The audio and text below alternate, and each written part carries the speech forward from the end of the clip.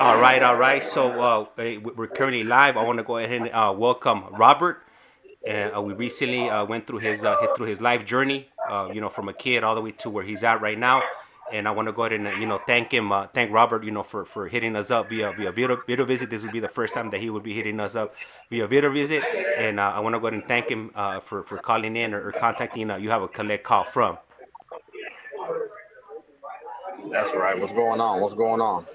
And nothing much. So I know earlier on you were mentioning to me that you had you attended some type of graduation ceremony. Would you like to share Yeah. that with us, with Yeah, the audience? sure. So myself and another one of your participants, Jesse Nava and Silas Johnson.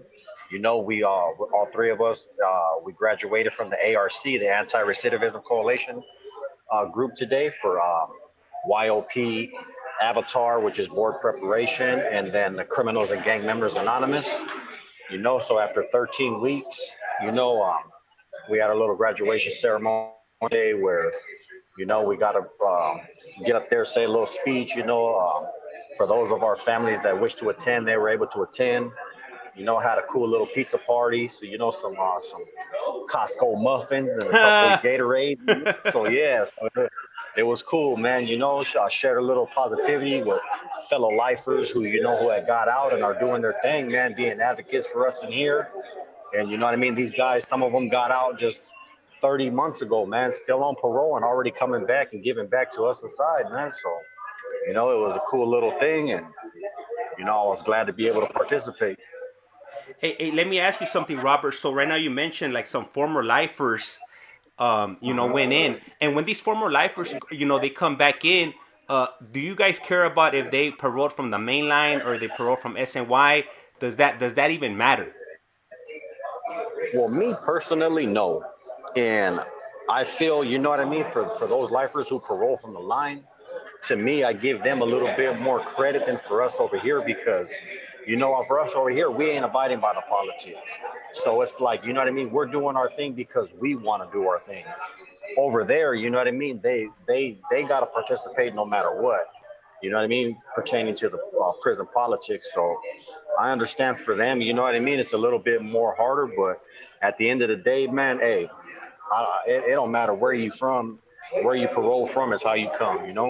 You give me the respect, I'm gonna respect you, you know? And the lifers that come in that parole from the main line, right? For them, they don't care. They're just happy they made it home, right? Because ultimately, That's it. that's everybody's goal. I mean, I think the majority of people that are in prison, they want to come home. I'm pretty sure there's a few in there that probably don't want to come home for whatever reasons. But like I would imagine, everybody that wants to come home, they're putting that all behind them, because you got to think, Yes. you've been down 20, 30 years, Hmm. and prison is not an old man's game. It's a young man's game. So the people that are coming Right. home, their mind is totally on something else. Exactly.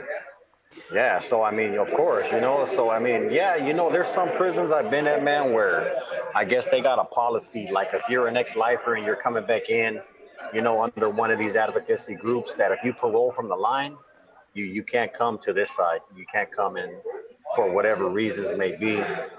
But right here in Centinela, I mean, they ain't really tripping like that. You know what I mean? They're just glad to spread the positivity. And, you know what I mean? For us that are willing to participate, take it for what it is, pick up the game, man, and learn the tools to get the keys to get back out there ourselves. Yep. That's oh, so okay. So we got Michael here on YouTube, and he's saying good stuff, learning a lot by listening to them, appreciating little things in my life. Thanks. And then this question is out of left field here. So Santiago R is asking, is SNY, do they get along with the Bulldogs? Hey, man, we're all over here, man. It don't matter whether you're a Norteño, Bulldog, you know what I mean? If you just decided, you know what I mean, you want to do your own thing and, you know what I mean, get back to your family, man, we're all here. It don't matter.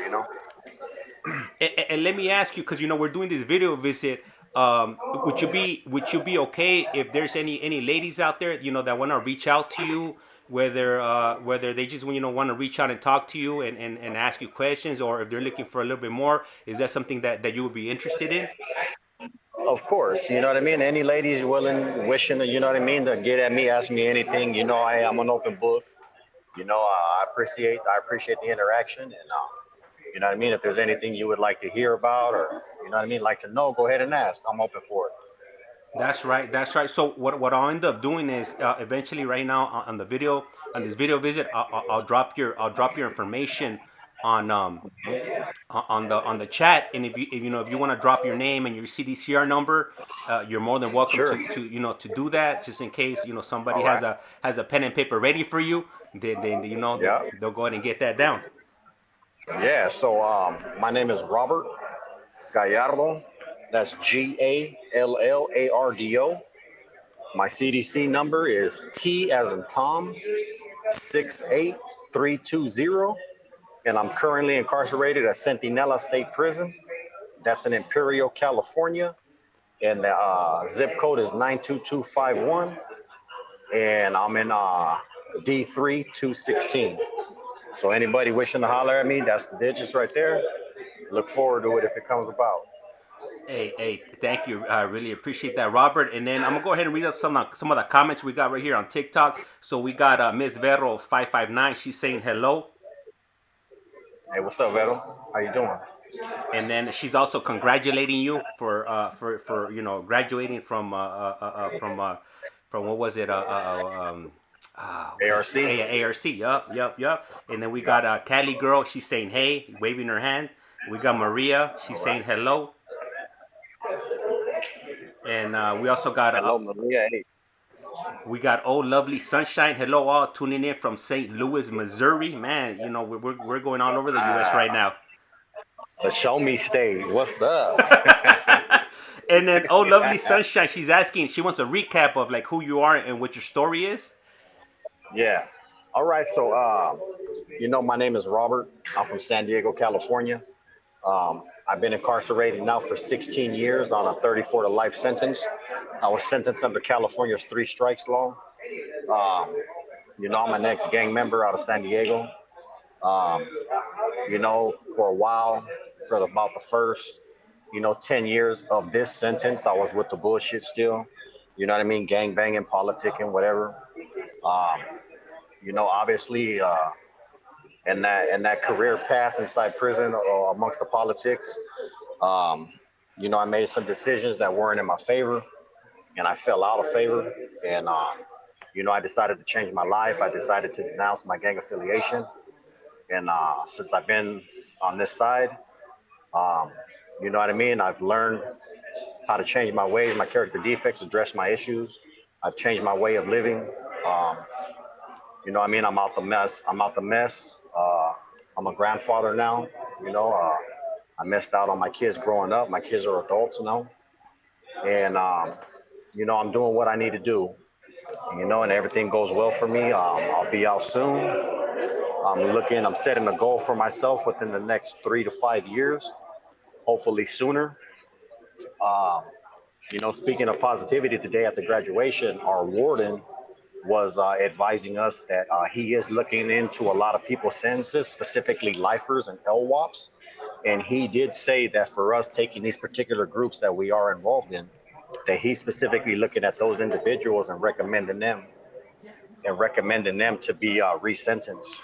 So that's something to look forward to. Robert. Dile hola, Robert. How you doing? How you doing? As my daughter, she's 5 years old. She be sneaking in here sometimes. Yards down, so I got to get down off the camera real quick, but I can still hear you. You're down. Yeah. Hey, all right. Hey, thank you, Robert. So, we got if you can hear us right now, we got Miss Dorado, Yeah. and she's asking, what is your aspirations in life? My aspirations in life is just to be a better man, father, and an individual. Um, like I say, you know what I mean? If you haven't heard my story's on the channel. I grew up in a dysfunctional family. I wasn't always given the right path or shown the right ways. And so, for a lot of years of my life, I was destructive. Um, I was just a bad individual. But who I am today, you know what I mean? I try to be a man of integrity, a man of respect, and just to make better choices for myself and to be better for society, and just try to live the rest of my life that I got on a positive way. Upon return, I want to be involved, of course, with my kids, my grandson. I want to get involved in organizations that help give back to prisoners, because to me that's key. Because at one time, I was hopeless, and thankfully through my rehabilitation, I've seen the light, and I've had good individuals come in my path that have showed me, who were once hopeless themselves, that what I mean. As long as we help ourselves, we educate ourselves, we can reach those goals that we always wanted to reach, and tap into the potential that we always had. We just didn't know how to get to it. So upon release, I do want to give back and come back into the prisons and give hope, and show these individuals who were once in my spot or are currently in the same spot as I am, that if you give an effort, and you find something that you care about, you put your family, your loved ones first, and prioritize them and leave the bullshit alone, it can happen, and it can be a good thing. Hey, So hey Rob, that's what I look for. not to cut you off. The visit's about to cut off in about 10 seconds. I'm not sure if you could grab your tablet so you could call in to us, so we could go ahead and Yeah. continue, and then whenever everything comes back up, then we could go ahead and jump back on our video visit. Yes, we can do that. Okay, perfect. Then I'll be waiting for your call. But, all right, now I'll call you back. Was anybody after you right there? I'll call you back right now. Okay, all right, cool.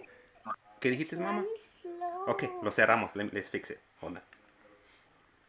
All right, guys. So right now they got the day room down. Right now they have everybody down on the floor. So I don't think he was gonna be able to get up and be able to dial back in on the video visit. So I asked him if he could go ahead and call in via garbage tail link. So once the call reconnects, then we'll go ahead and we'll go ahead and continue it. And if he's able to if he's able to get back on the screen, then we'll go ahead and do it like that. And then let me move this out the way right here, so you guys go ahead and check out my background. Eventually, one day I plan on using that. That's why, I got that ready right there. But hey, right now when he comes back, I'll go ahead and let him know that you dropped a message on there for him, Marlene, and also Yvette, Monique. I'll go ahead and read off the messages. And then on TikTok also, I see some messages on TikTok, so I'll go ahead and read off those messages to him as soon as he reconnects. And yeah, that's pretty much it. He had reached out to me a few days ago, and because we had tried last week to do a video visit with him, but the kiosks weren't working at his best. So, all right, and there he's calling back.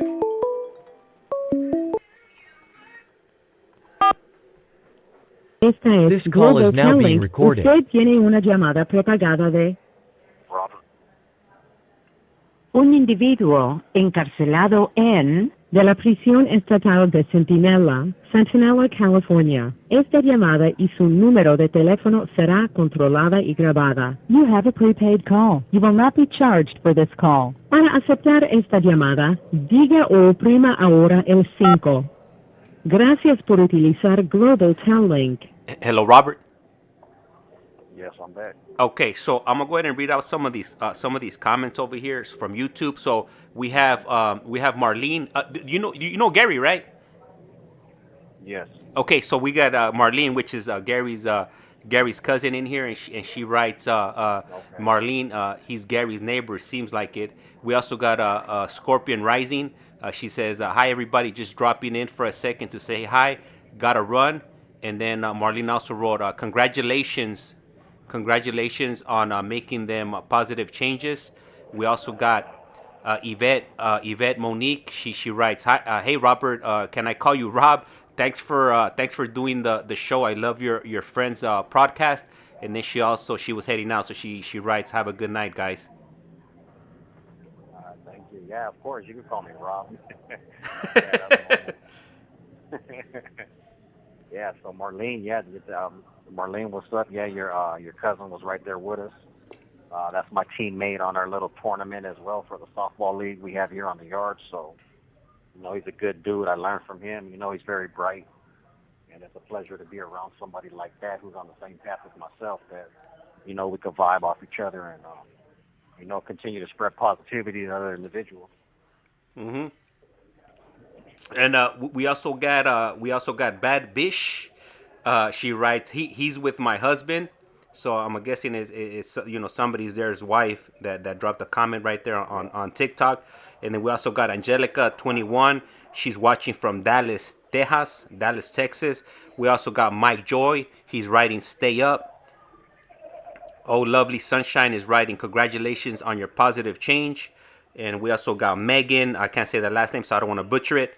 I think yeah, I'm not gonna even try that. My husband just got 3.5 years. Whoa, it doesn't seem like a lot, but it's a lot. And then Ms. Vero writes, yes, do what you have to do to get home, or get home. Yeah, God is good. And oh, Lovely Sunshine, she's asking, when is yard down? What does that mean? All right. So when there's a yard down, that means there's an incident on the yard, and it could be a fight. It could be any type of fight, an assault, a stabbing, or it could be a medical emergency, or it's just where the officers have to respond. So they have to put everybody down who's not involved, so they could distinguish who's involved and who's not. So, yeah, that's what the yard down means. All right. Hey, thank you for explaining that to us. And then, man, we got so somebody writes, writer writes, am I late? Nah, you're not late. We just started. We've been on for about 15 minutes, or or so. And oh, Lovely Sunshine writes, damn, what happens when somebody, when somebody is disabled, they can't lay down on the floor? What does that happen? They just gotta stay in their wheelchair? Okay, so. Or they have like a vest, right? Yeah, so, yes, the people that are disabled, whether they're vision impaired or mobility impaired, they have like a reflectory type vest that they can stand up. So if they're mobility impaired, they just stand up. They don't got to get down because more than likely their impairment prevents them from getting back up or not so easily. And then the vision impaired, you know, they get to stand still or whatever. And then the CEOs won't sweat them because of their vest. So they understand that they have a certain type of medical condition. All right. Yeah. I mean, yeah, you gotta be sporting that vest all the time. You don't want to get caught up because you know they don't know who you are. They don't know if you're disabled or not. So those vests clearly make you visible. So you don't end up getting a 115 or whatever they end up doing with you. We got TT. She dropped a comment. She says, laughing out loud. I remember those calls. So I'm guessing she had an incarcerated loved one in prison. And then we got Lizzie. She's saying hi. And then we also got Annie or Anna from Dallas, Texas. Also Gloria. She writes, love your stories. And let me see what else we have. I'm not gonna read that comment. And then the writer writes, they better pop, lock, and drop it. Laughing out loud, JK. Hell yeah. Pop, lock, and drop it for real. Yeah. And then we got ICEMAN on YouTube. He's representing. You know, he's one of our regulars. You know, I think I would say he's been on the channel. I think even before we had 50 people following. So you know, a huge shout out to ICEMAN, or like Javier likes to call him, El Hombre Hielitos. You know, he's on most of the streams whenever we do go live. So I do appreciate him, and I appreciate everybody else that, you know, that supports by either subscribing. Esta llamada y su número de teléfono será controlada y grabada. By either subscribing or you know, passing the word and letting their friends and family know about the channel, because ultimately, I mean, that's the goal right there. Right. Oh yeah. Yeah. So do you normally go out to the day room, and normally what kind of things are going on when you do go out to the day room? Well, me personally, I mean, I don't really like to come out to the day room during the night unless like I got a video chat with family or now with you, or because it's like I work all day, so you know, I get up early. I'm up about 5:30. I go to work about 7:30, and then I don't get back till 2. And then, there's days I attend college, which is twice a week. And so I'm gone from college from about 3:30 to 7 o'clock at night. And so, I don't usually come out, like I said, just I'm in there relaxing, or studying or just, getting that peace of mind, just, going over my day and just figuring out where things that I could have maybe handled better or conducted myself in a better manner. And, so, I mean, if I do come out, it's to play little tournaments like card games or to just come bullshit with the fellas or something or otherwise than that. But like I said, I mean, unless I'm doing any of those things I mentioned, I mean, I'll usually just kick back and relax. Hey Robert, and are they back up yet, or are they still on? Are they still No, got this? we're still down. Do you, Yeah, we're and still down. do you know? Do you care to share? Do you know what's happening? In the background. No, well, we don't know because obviously it's not our building, so it's either on the yard. If it's not on our facility, it's on another facility. But usually we could tell when the officers have to respond to the other yard because they'll all leave us in the middle of the day room and they'll go report to the observation tower. And so I'm assuming best guess is that if it's either on the yard or in another building on the yard. Okay, and we got a question here from Miss Vero 559. She's asking, what keeps you focused? Mm-hmm. Because it could be tough, day by day in there. Oh yeah, of course, and that's a very good question. I appreciate it. Every day's a struggle in here, Ms. Vettel. You don't got. There's a lot of people who, especially, they're young. They have no sense of direction, and so, they kind of run amok. And me in my position where I work at, I'm a teacher's aide in a vocational training. I work at the auto body and paint shop, so, I deal with a lot of people who don't really take their rehabilitation as serious as I do. So sometimes, it could get me out of my element a bit because, I used to be the same way. And then now that I'm in this position as a life inmate, I'm thinking like, man, why wouldn't you want to take this opportunity to better yourself and become something and learn a career? So, I mean, my focus is just myself. Like I said, I was a destructive individual. I didn't really care for nothing or nobody else besides myself. And so now my focus is, of course, my freedom, but getting back to my kids and being a father and, being able to restore those relationships and, that's it.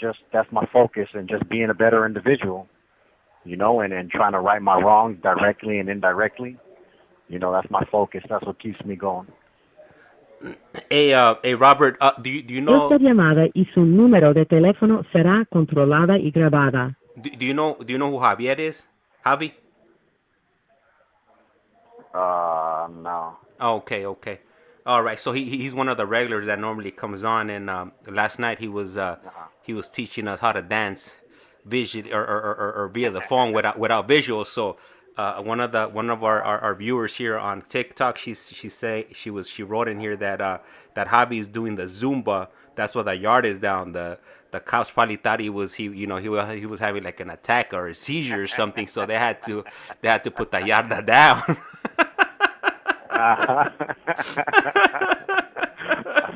For real, what was that dance that was real popular like back in the 2000s, like early 2000s? That crumping. It was big out there in LA. The crump scene. It was Tommy the Clown. Where I'm not sure. I'm lost when it comes to dancing. I got all I can think about is the electric slide or the Superman with Soldier Boy or fucking the Macarena. Yeah. Yeah.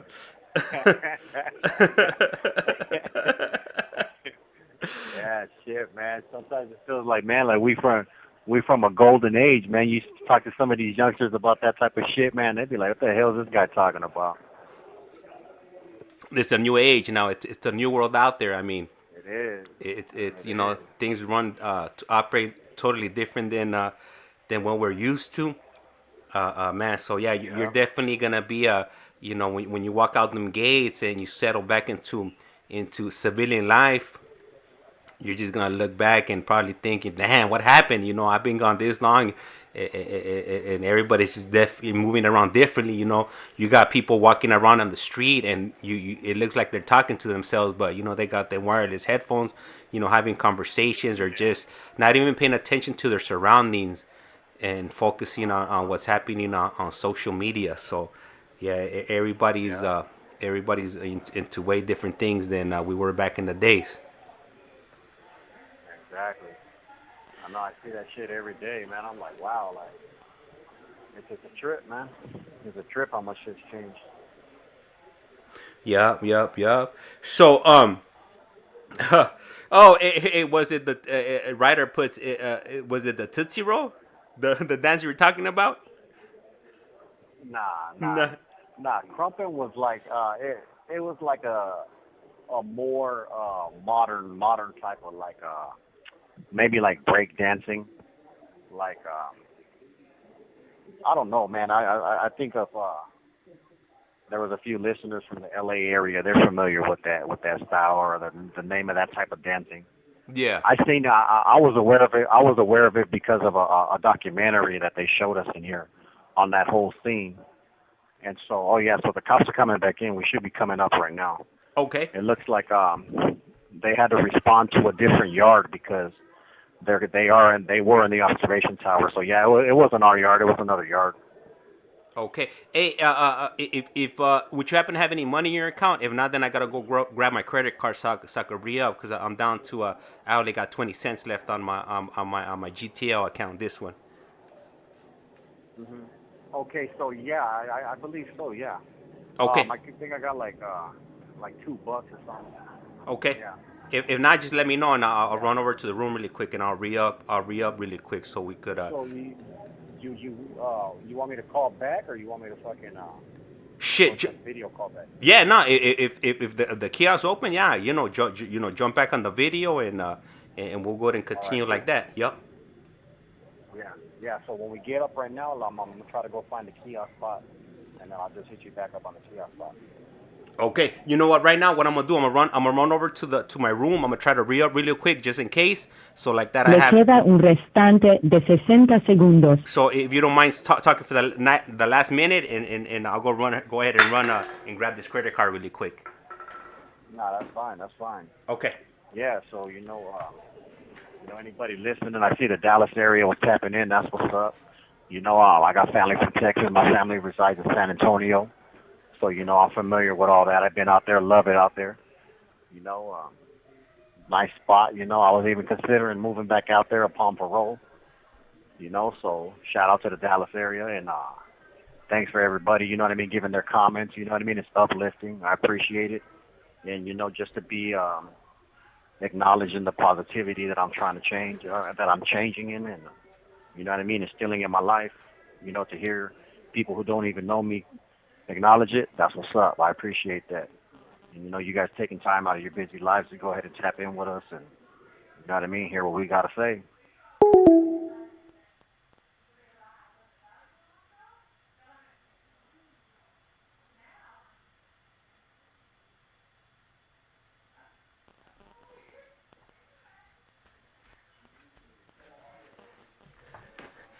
All right, guys. So I'm back right now. I'm about to try to re up my GTL account really quick, and hopefully I'm able to do it before he calls back. So like that, he doesn't have to. Yes, he doesn't have to use up his funds in his account. I should have done this earlier, but I'm a bit of a lallygagger, so I'm doing it. I'm doing it right now. Hopefully, I can move fast enough, and I'm able to do it where I use my funds up.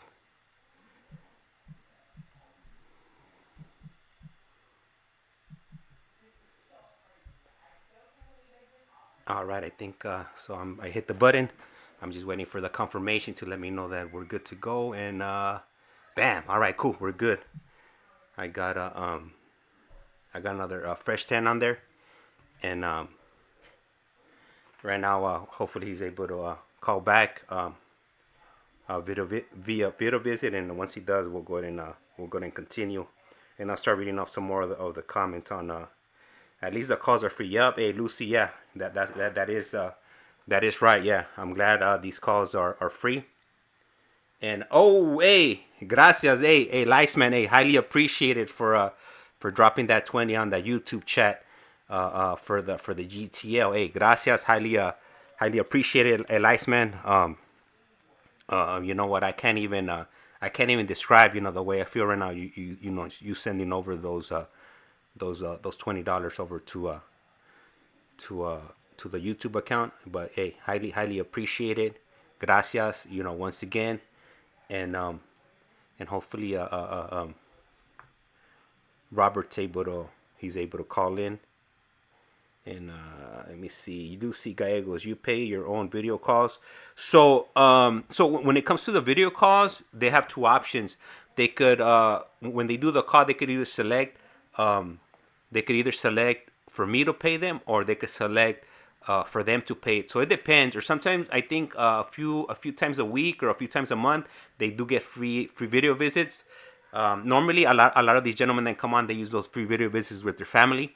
The only person that normally typically uses those free video visits with me would be, Javi. A lot of times, we do spend a lot of time either on the phone calls or video visits. So he does use those video visits, those free video visits with me whenever we do jump on.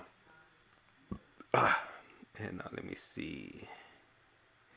Thank you for those gifts. Hey, yeah, highly appreciate. Yep, everybody that's sending those little gifts on TikTok, really appreciate it.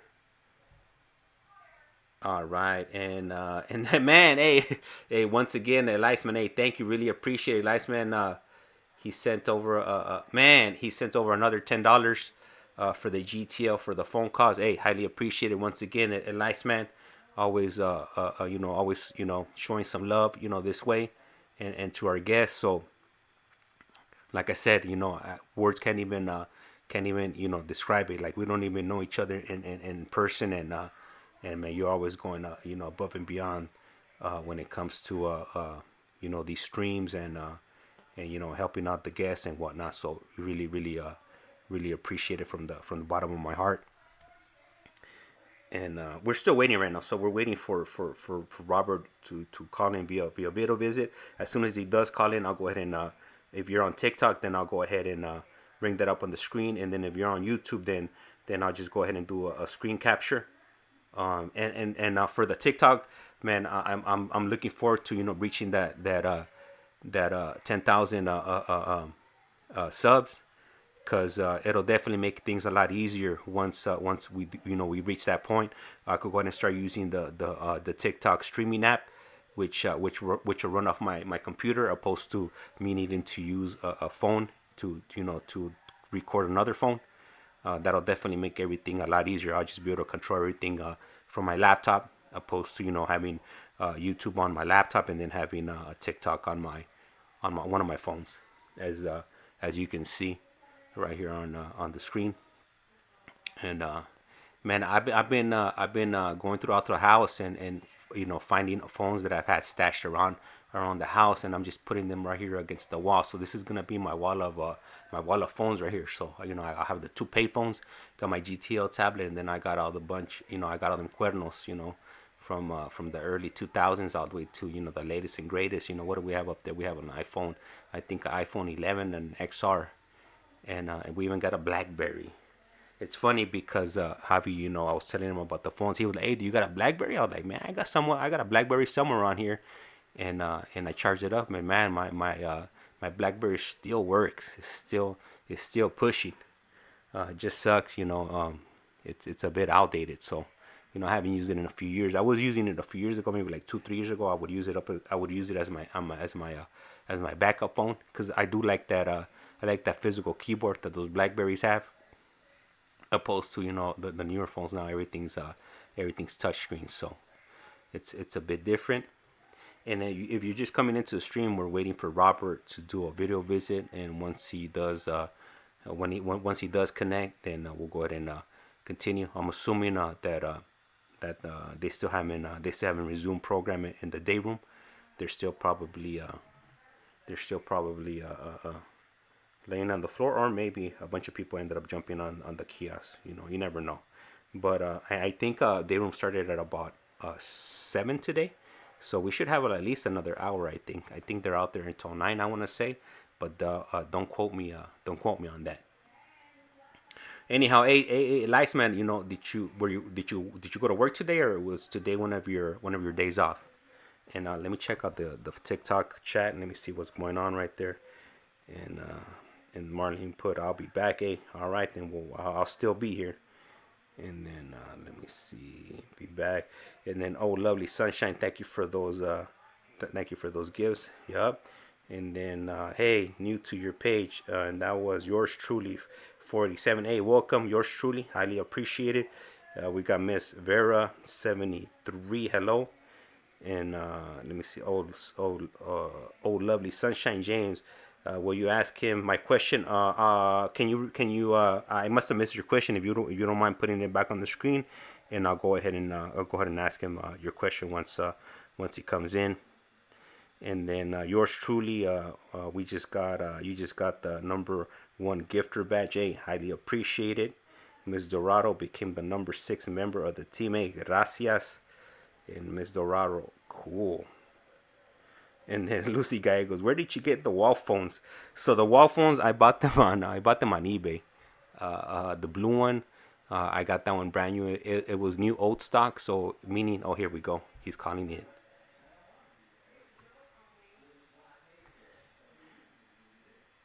Okay.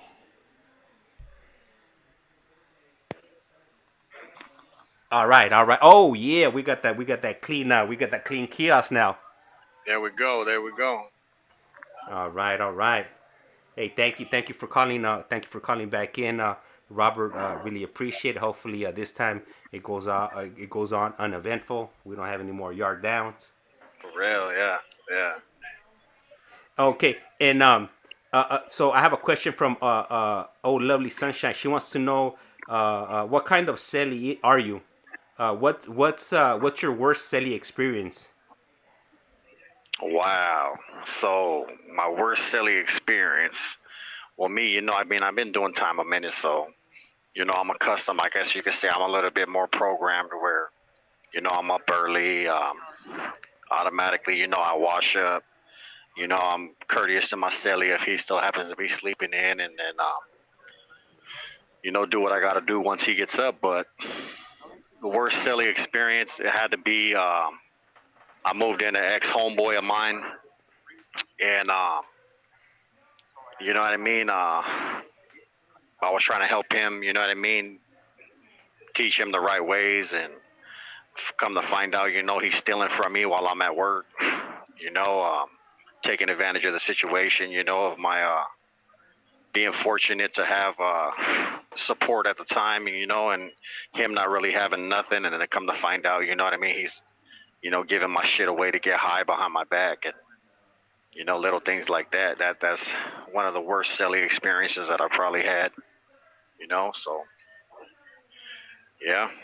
Man, that's all bad, man. Coming back from the Highland, and then your celly's clucking all your stuff, and you're supposed to be homies. Yeah. That's bad news right there. That's a recipe for disaster right there. Exactly. Yeah. And we got another question from Old Lovely. She writes, what's the worst prison to be in? Wow. So the worst prison I've probably been in was Kern Valley State Prison. That's a level 4 180, which is a super max. Up there, the experience was, it was really like, you know what I mean? There's still instances of where you can say you suffer from PTSD because it was just constant madness. Up there, nobody really gives a fuck because everybody's life sentences, life without parole. Everybody's coming out the shoe of the security housing unit, you know what I mean, for stabbing other inmates. You know what I mean? Killing other inmates. And so, when you mix that type of pot of just negativity, it's constant madness. So, you know what I mean? I've had instances where, I'm neighbors, and one guy stabbing up his celly. He tied him up, and it's just stabbing him up, and the celly's yelling, and the cops are just in the observation tower looking in the cell and just laughing, because they kind of knew it was going to happen. Um, you know what I mean? Staff assaults, staff taking advantage of the fact that, you know what I mean, they outnumber us, they outpower us. So, you know what I mean, they would pick on certain people and, you know what I mean, do them dirty. So, yeah, I'd have to say Kern Valley was probably the worst fucking prison I've been to. And Ms. Dorado writes a lot of inmate passing away in KVSP. I see it on the news all the time, and yeah, I Yep, definitely gotta agree on that one. exactly. I got a question from Miss Vero 559, and she writes, if you're in a relationship, would you tell your partner when another woman messages you on the tablet? How would you handle that Oh, yeah. situation? Yeah, of course. If I'm in a committed relationship and that's my boo thing, you know what I mean? And we on that level, of course, you know what I mean? Because I wouldn't want to ruin that relationship. I mean, back in the day, I was a dog and I didn't really value relationships. So, I mean, today, in the man that I'm trying to be, you know what I mean? I would value a relationship and I would give her that respect and let her know, like, hey, you know what I mean? Some female popped up on tablet, she's trying to holler at me. Just because, also you're hearing these days, um, there's certain women out there that are having other women get at their men intentionally, just trying to see how they react and if they're going to let them know. So, yeah, Yeah, you know what I mean? I would let her know. that's the old folks setup right there, straight catfishing you. Yeah. Uh, uh, And she asks again, Miss Vero 559, are you single for the women that may want to know? Are you single, ready to okay. mingle, or? Yeah. I'm single and ready to mingle. All that.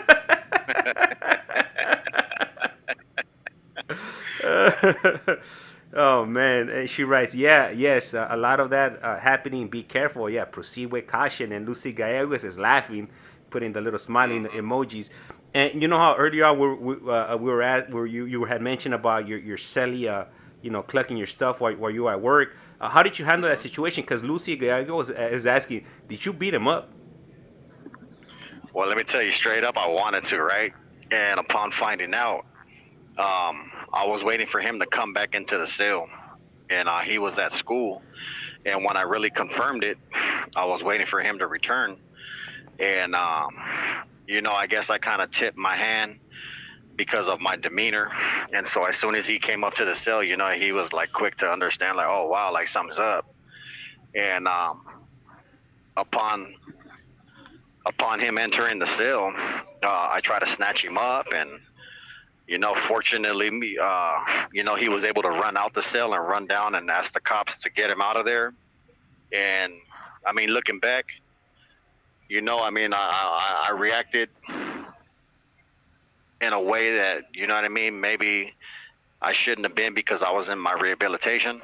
And and reflecting on it, like they say, hindsight's always 20/20. So, maybe it worked out for the better because I could have caught another case and been in here for even longer and not be looking at this opportunity to get out. And you know what? And right now that you mentioned that, I just thought of another question. Can they strike you out again once you've already been strucken out? So, let's say you would pick up a case. Can they impose another life sentence on top of your life sentence?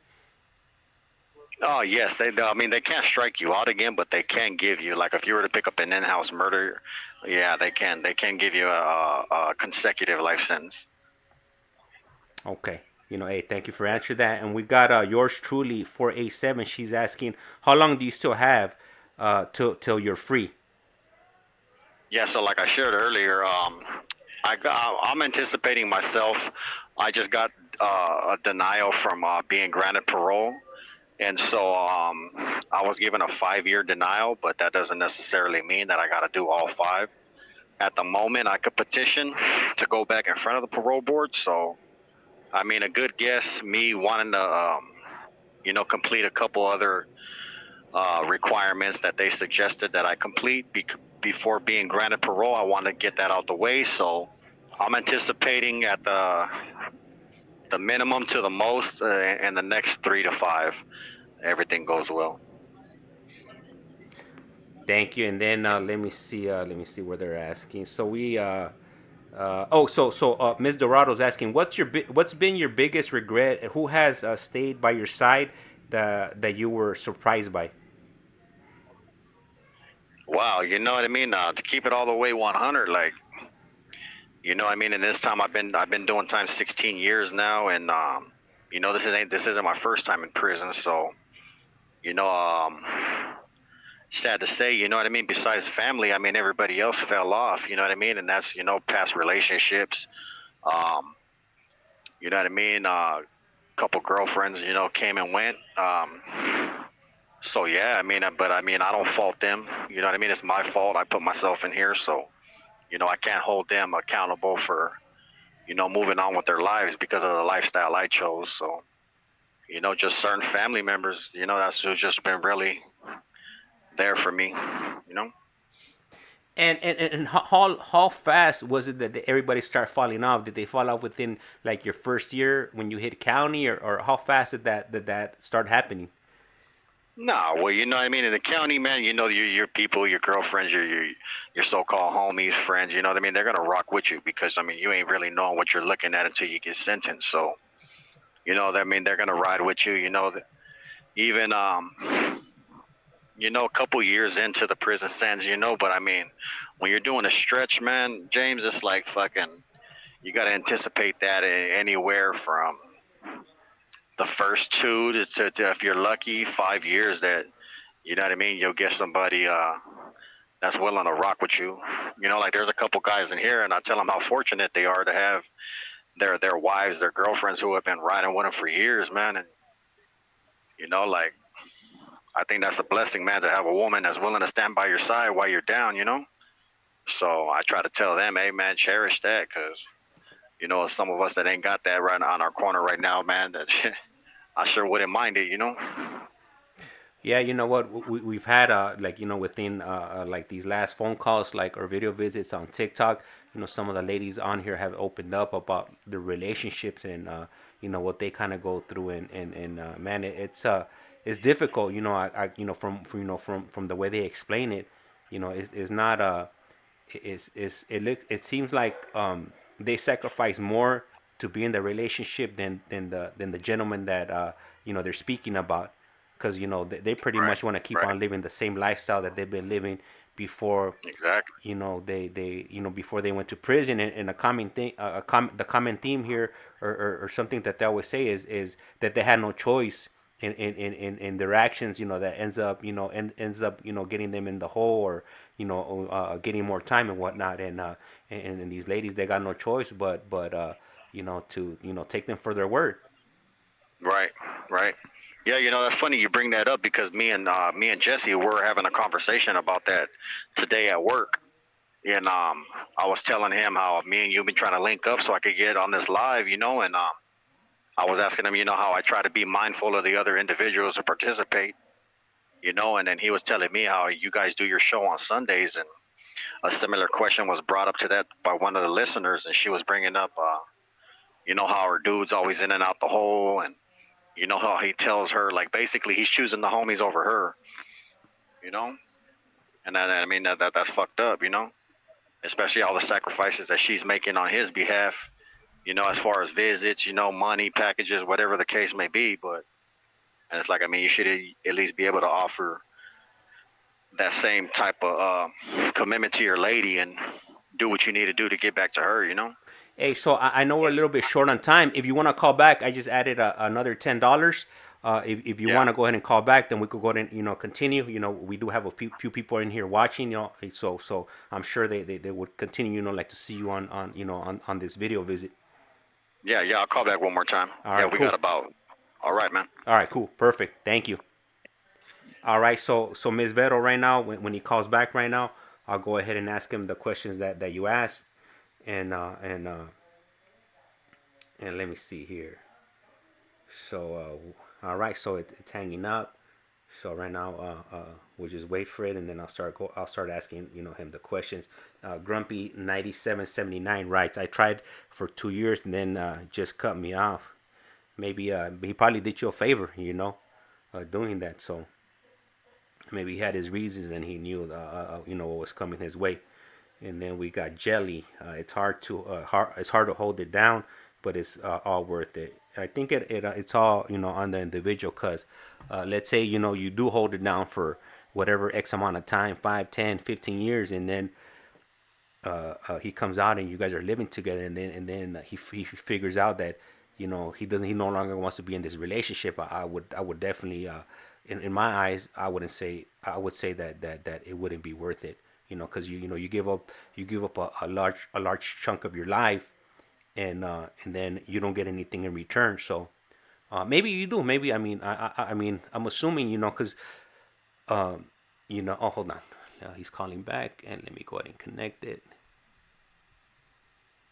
and use my balance.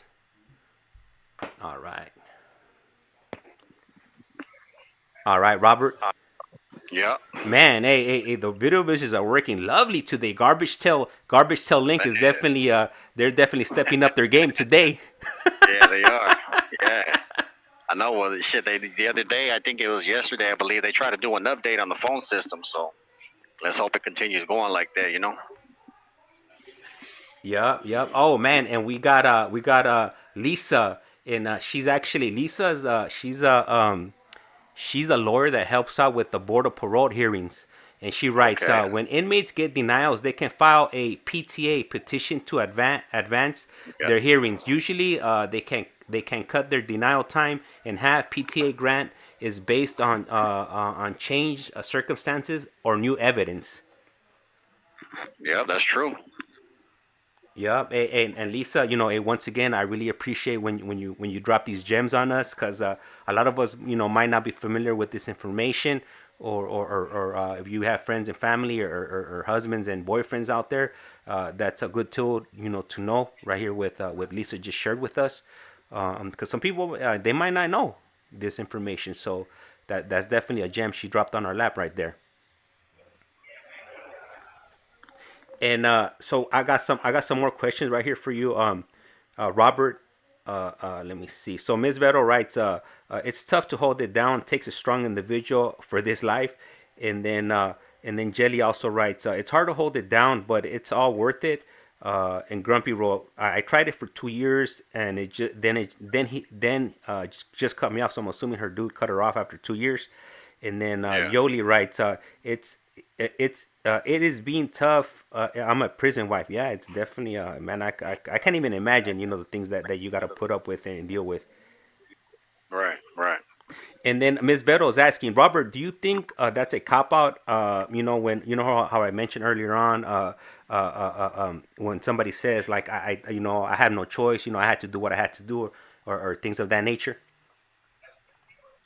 Well, I mean, it depends on the main line. I mean, sometimes you have no choice because it's really do or die. It's damned if you do, damned if you don't.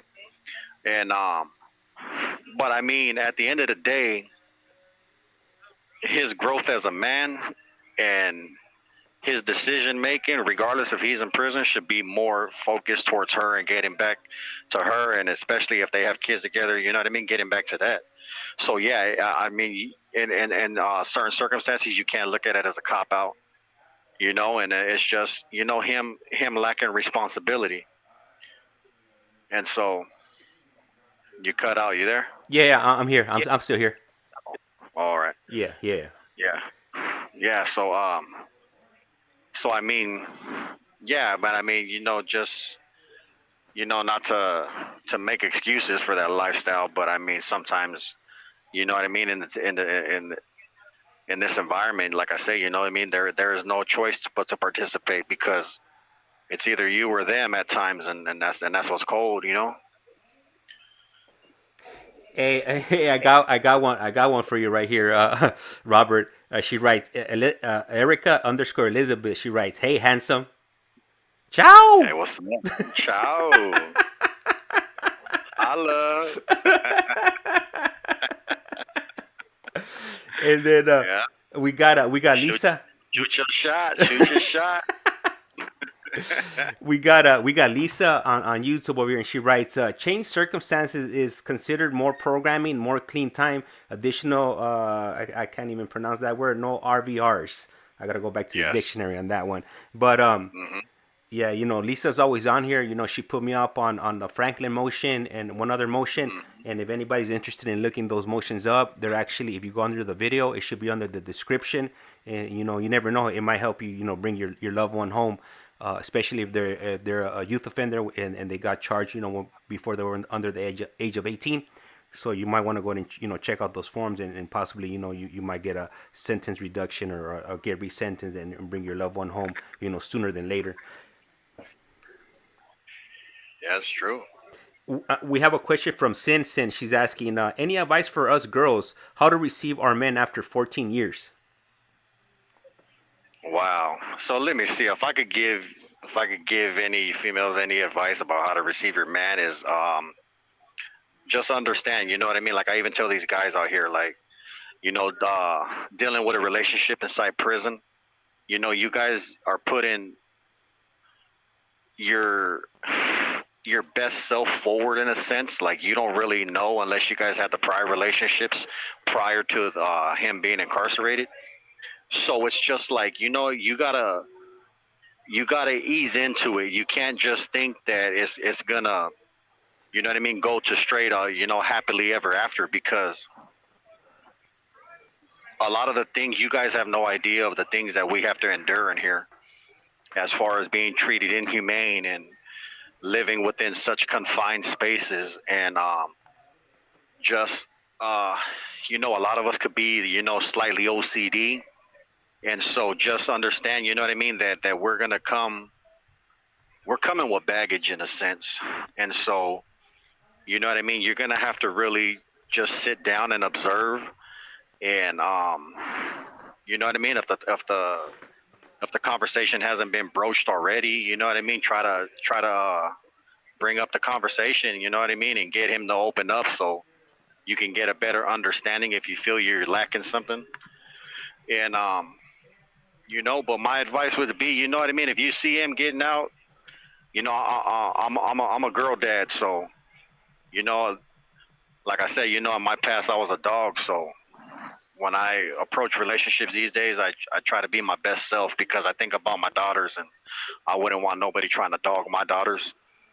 So it's just like, me straight up, if you see him continuing down the same path that led to him being away from you, and he ain't trying to make the necessary changes and sacrifices like you did for him in here, then you know what I mean, my best advice would be to cut him loose, and find you somebody that's going to love you and cherish you the way that you want to be treated. You know what I mean? Don't settle for less. I mean, there's always better. And I got a question from Miklo, and they're asking, is it true that the green light on the tablets be on without them even on? Yes, it is, because just because, okay, so with the tablets being on with the green light doesn't necessarily mean you're on the phone, because you have to log into the system.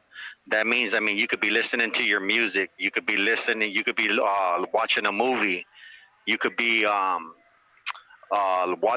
reading the news, and that green light will pop on. But again, to be people out there who think that doesn't necessarily mean that we're on the phone or we're on the email service. We could just be reading a book. We could be utilizing the educational services. We could be on the law library. As long as you're logged into that tablet and you're logged into the GTL service, that green light will be on. Man, hey, that's tough, because I'm pretty sure that causes a lot of issues Oh, it does. I'm pretty sure there's all kinds of issues, like, hey, It like, how come you does. didn't respond? I saw your green light. I sent you a message 3 minutes ago. How come you're not responding? Like, Yeah. what other bitch are you talking to? I know you're talking to somebody. For real. For real. Hey, man, shit. I've heard it all, man. I've heard it all. Hey, I know we're short. Can you Yeah. still do one more, or not? You could call in. Yeah, we could try. We'll try Okay. to do one more. All right. Cool. All Cool. right. Hey, thank you. Gracias. Yes, sir. All right. So Robert's gonna be. He's gonna go ahead and try to call back, and if he's able to get through, then we'll go ahead and continue. If not, then I'll ask him if he could do a video visit. I mean, not a video visit, a call through GTL garbage tail link, and then we'll go ahead and continue like that. And I'm going through these questions and whatnot in as much as I can through in the order they're received. So eventually, hopefully I'll get through all of them. And once again, I do appreciate everybody that's watching, whether you're on YouTube or if you're watching on TikTok. If you're on TikTok, I would appreciate the love if you do like what we're pushing out right now. If you could go ahead and go over there, and over there we got a playlist, and we got all the life journeys of different individuals that have come on, and they share their stories. So if you go to our channel at CollectCallFrom, or you have a CollectCallFrom without no spaces, you'll come across the playlist, and go ahead and check out these stories, because before I got involved in talking to these gentlemen here, I thought I had a hard life. But after listening to their stories, man, some of these guys, they never had a chance from the gate, from the day the day they came out the womb. They were definitely set up for failure. And from my first, second, and third interviews, and I was tripping out. I was like, man, these guys never had a chance. Like they were definitely set up, and it makes sense. How they ended up there, and they didn't see the situation they put themselves in. But luckily, a lot of them, they figured it out, and they're definitely on a different path. And I can't wait, to be there, when they're eventually granted parole, and being able to share that with you guys. A few weeks ago, about 3 weeks ago, I did my first in-person release, Big Joe, and up there in Centinela. The first time I had ever been up there, and it was definitely a touching and an emotional moment. And I know his actions affected a lot of people, not just his life. He took a life. It affected the victim, the family of the victim, and it caused harm that can never be undone. I just wanted to show his change. He's definitely he has a different mindset than he went in. And I see some of the comments on there. I seen people put on like that the victim didn't have a second chance, and they're absolutely right. They didn't have a chance. They don't have a chance. Like their life is gone, and it's permanent. It's game over. There's no coming back from that. But I want to show that like these gentlemen can be rehabilitated, and they do got something positive to offer society, whether it's going back into these prisons and helping these gentlemen come back home, or maybe giving them some hope on eventually coming home, because a lot of these gentlemen that came on, they didn't have any hope when they came into the system. When they got their life sentences, it didn't matter if it was 15 years, 10 years. As long as it had that life at the end, you were never going to come home. So a lot of people, they had it in their head that they were going to die in prison. And that started to change a few years ago, when they eventually started making some changes within the CDCR, and not being able to deny on the way they were denying previously. But hey, so I just looked at the comments. We got Scorpio Rising over here on YouTube. Cool. I'm gonna catch one call. Hey, thank you. I really appreciated Scorpio Rising. And let me go ahead and check out the TikTok comments over here. And yeah, so I guess somebody was asking what prison he was at. And yeah, he's in Centinela State Prison. He's been there. I'm not exactly sure how. I know he's been up there at least like a year or two. And Cali Chica's asking, how do we help them come home sooner with the new laws? You know what? It all depends. It all depends. I'm no lawyer, so don't take my word for it. But it all depends what kind of charges they had and when they were convicted. So I know, like, they got like on some people, they've been able to go back to court because they got 10-year gang enhancements. Somehow they were able to get back into the court system, and once they were able to do that, they were able to piggyback their gun enhancement. And sometimes they do get love, sometimes they don't, depending on what court they go to, or if they got prison priors. if they got either, I think the prison priors there were 1 year or 5 years.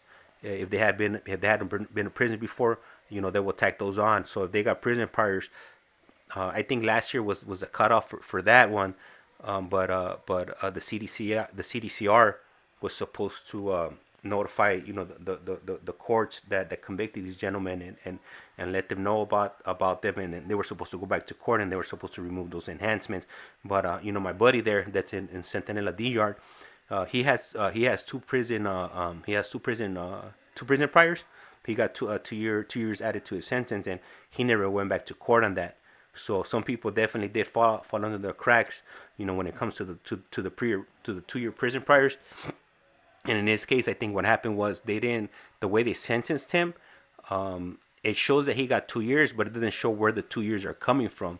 So he went in for a robbery, and he got 3 years, and then he had a strike because he had been to YA, and so they doubled up that 3 years to 6 years, and then they tacked on a 10-year gun enhancement, which brought it up to 16 years, and then the cherry on the top was his two prison priors, which ultimately ended up being a 18-year sentence for robbery.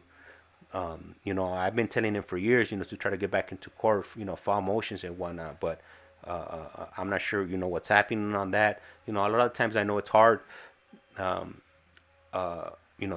do these things on your own. So, if it was me, I would have been filing everything. I would have been filing even stuff that didn't qualify, just hoping that I would, somehow get myself back to court, and it's, something, would reduce my sentence. But everybody's on, they're focusing on different things. Some people are fine with their sentences. Some people, they're not fine with their sentences, and they're trying everything, they're trying everything under the sun, to try to get themselves home. But it's all on the individual and where they're at. All right, so Robert hasn't called back, so I'm assuming they probably shut down the kiosk. So hopefully he calls in, so we could go and continue at least via voice call, via garbage tell link, and we'll go ahead and do it like that. And then let me see, Leo Quinn 8383. I know the feeling of in the prison is not easy being home. Yep, I could imagine, after being locked up for 20 something years, 10 years or whatever, it's hard to readjust. And then let me see, unjust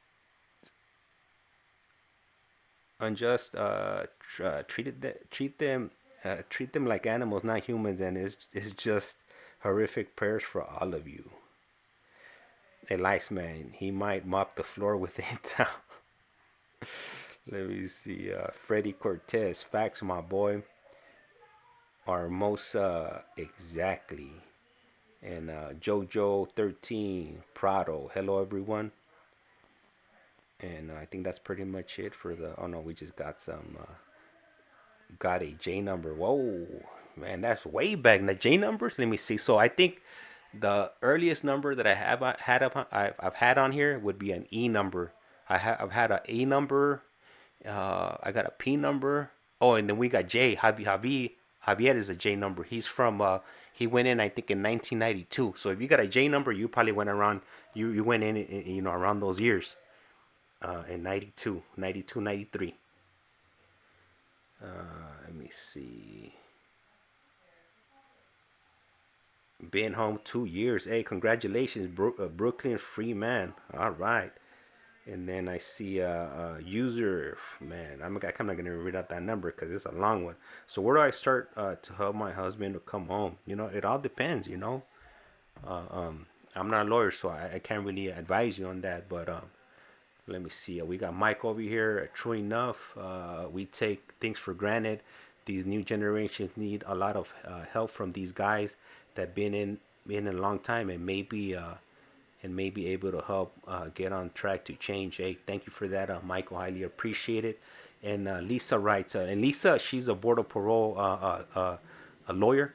She helps out these gentlemen, when they go to the board hearings.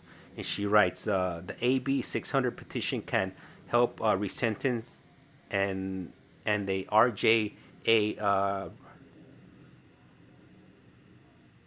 And then so there's a a Racial Justice Act petition for discriminatory sentences. So you might want to look up AB 600. I'm pretty sure normally when they got these petitions, there's normally like how to, you just gotta follow the guide, and it'll normally help you out, fill it out, and then you could also mail it into your husband's, boyfriend's, family members or whatnot, and they just gotta mail that into the court, and hopefully they get some good news. And I'm gonna go ahead and add that to the YouTube description of this video. And let me see. Oh, my screen went dark. So Robert has not called back. So let me go ahead and take this off the screen here.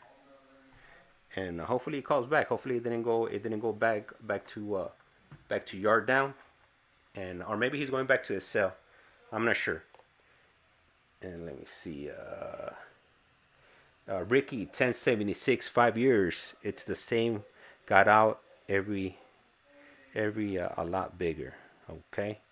It just got out of 22. Wow, man, that's it's a long time. Let me see. He went in on okay, so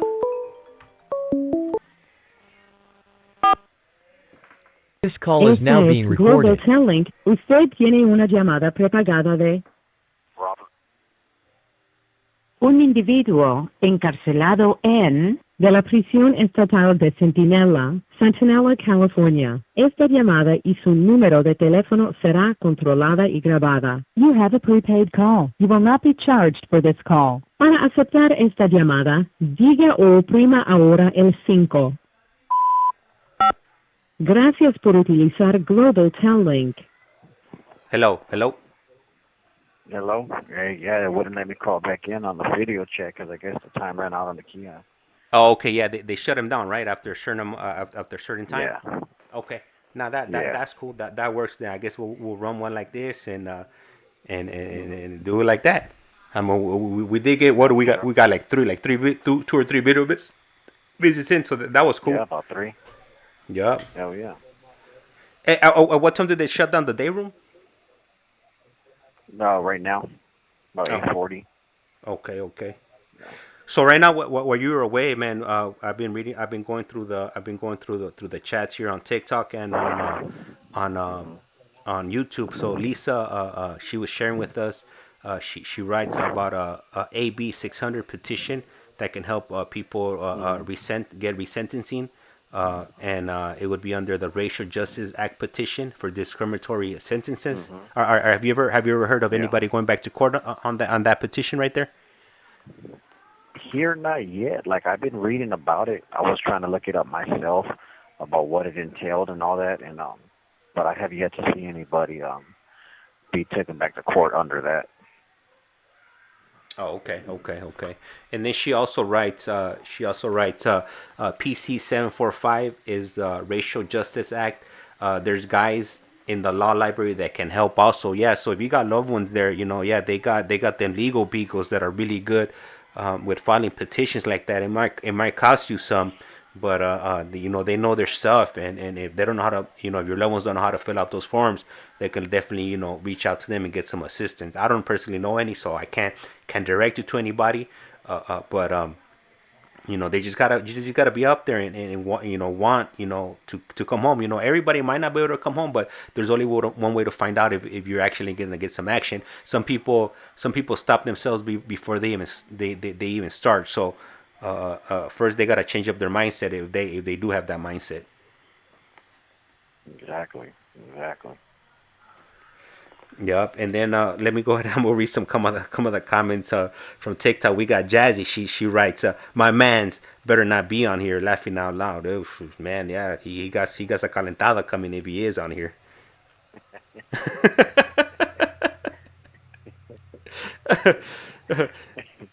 We also got a gentleman that is writing some comments right here on TikTok, and he goes under Brooklyn Freeman, and he said he had a J number.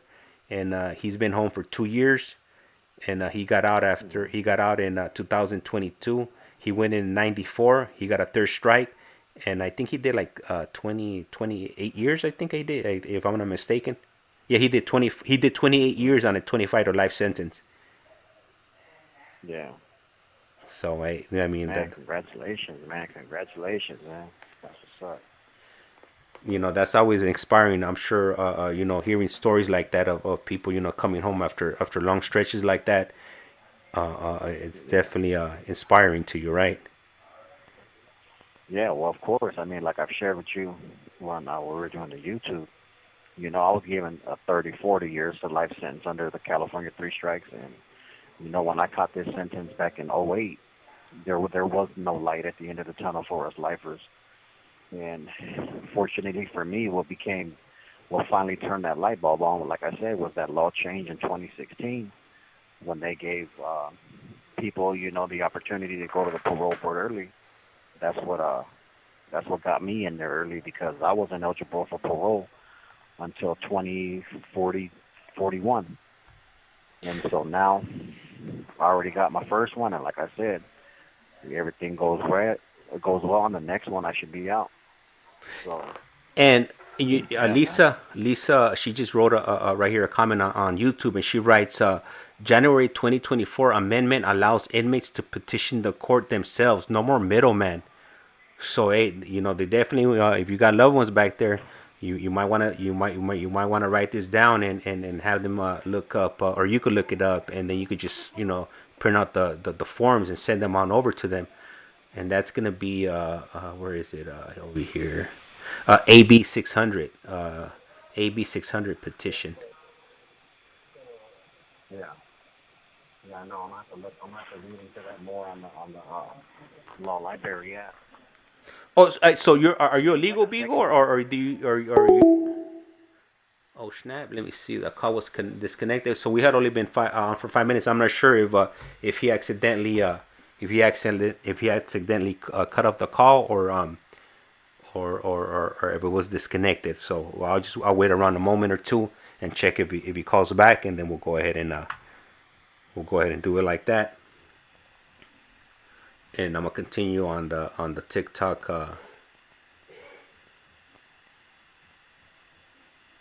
So before, so Lisa writes. So I'm assuming before, the only way they could get into court to get resentenced, they had to go through a middleman, which would be like the CDCR, the PD, which would be the public defender's office, or the DA, which would be the district attorney's office. So previous to 2024, in order for them to get back into court, they needed either one of those three things needed to happen. If the CDCR, the PD, or the DA didn't do that on your loved one's behalf, then there's no way they were going to be able to get back to court on that AB 600. So he's calling back, and I'm gonna go ahead and pick it up.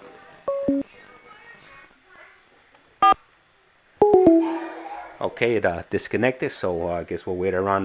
We'll go ahead and wait around. Hey, KC_fan. Appreciate you tuning in. And okay, so there's two different petitions here. So AB 600 is completely separate from the RJA petition. Okay, thank you for clarification on that, Lisa. I'm gonna go ahead and add that to my notes here, because if not, I'll definitely forget and really appreciate. All right, he's calling back. This call is now being Esta es recorded. Global Telling. Usted tiene una llamada prepagada de Robert. un individuo encarcelado en de la prisión estatal de Centinela, California. Esta llamada y su número de teléfono será controlada y grabada. You have a prepaid call. You will not be charged for this call. Para aceptar esta llamada, gracias por utilizar Global Telling. Hello, Robert.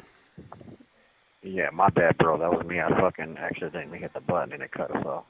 Oh, okay. It's all good. It's all good. I figured something had happened, either that you had accidentally hung up, or the man cut off the call. Yeah. Nah, so to answer your last question, I wouldn't consider myself a legal beagle. I used to be the law library clerk over there in Kern Valley, But I mean, I know a lot, but I mean, I always just like to follow up because there's always something new. And like Lisa was sharing, I have been aware of those specific bills, but I just haven't read the language.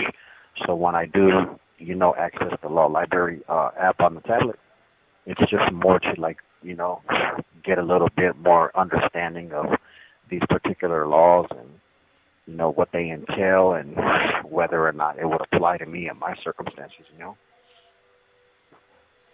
Oh, okay. I see. I see. I see. All right. So what I did, because somebody was asking what the RJA petition was. I was trying to look it up, and I did find it on Google here. I was trying to paste it onto TikTok, but unfortunately, the link that I'm trying to paste up, it's way too long. It exceeds the limits of the text message you could add onto the YouTube chat. So I'm not able to add it. But if you Google RJA petition, it should be like the first or second link that'll come up on Google, and it'll provide you with a lot more information than I can, because this was just dropped in my lap, and like I said, I'm not a lawyer, and I'm not well versed on these petitions and whatnot. So normally I try to add these. If you want to go ahead and check out my YouTube channel, I'll add that to the description of this stream here, and then you could possibly check out some of the other journeys and stories that we got from these gentlemen here in Esta Centinela. llamada y su número de teléfono será controlada y grabada. And Lisa's also gonna send me she just wrote on the YouTube chat. I'll send you AB 600 fact form. So okay, hey, thank you, Lisa. Really appreciate it. You going above and beyond. Really appreciate it. Oh yeah, thank you, Lisa. That's great, man. You're tapping in and trying to give us and even our families a little bit more insight into what's going on. Yeah, I mean, because a lot of the information that nowadays that we obtain is it's through these social media platforms, whether it's on YouTube, TikTok, Instagram, and things of that nature. So I'm trying to give out the most accurate information possible, because I know some of you guys might be looking up this information, and it might just who knows, it might be able to bring you bring your loved ones home a lot sooner than later. So that'll be really cool. If somebody ever comes back and they tell me, hey, you know what, I was listening to one of your streams, and because of you, I found out about this, that, and the other, and we were able to get my husband, my brother, my son home a lot earlier than before cars start flying. Well, you know what? If it's cool, I have a question for Lisa.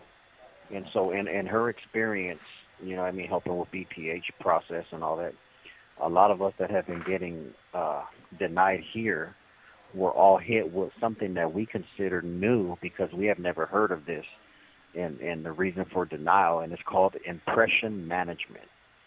And we're starting to see this a lot more, that these commissioners are grilling people on this. And so, of course, we have the basic, our own understanding of what impression management would be, but from her perspective and seeing in her dealings, what is it entailing, and why are they assuming that we're giving an impression management in a lot of our hearings?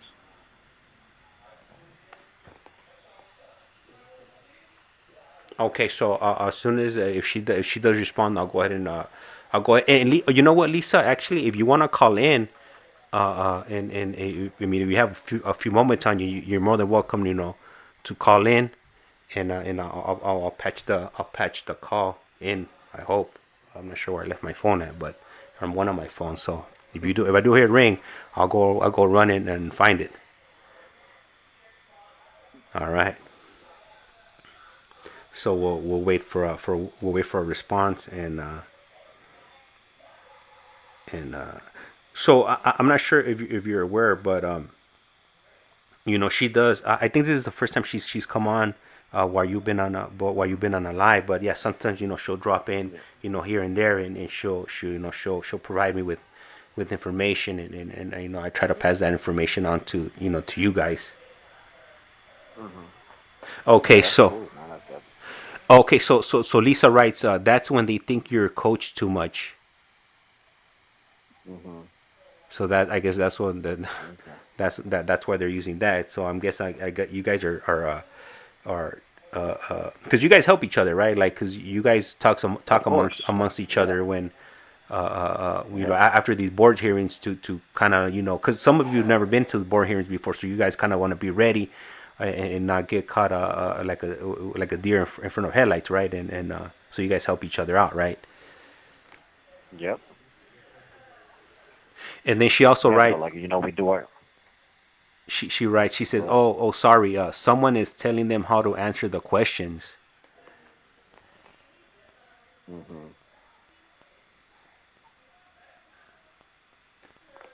Yeah. Okay. Yeah, because like you said, we do help each other. We have little mock hearings where, we'll sit down with the individual who's going in front of the board of parole hearings, and we'll present ourselves as commissioners, Give me 1 minute, and we'll Lisa. ask. Let me patch you in. I'm gonna try to punch her in right now. Hold on. Give me 1 moment. I just gotta get this connection.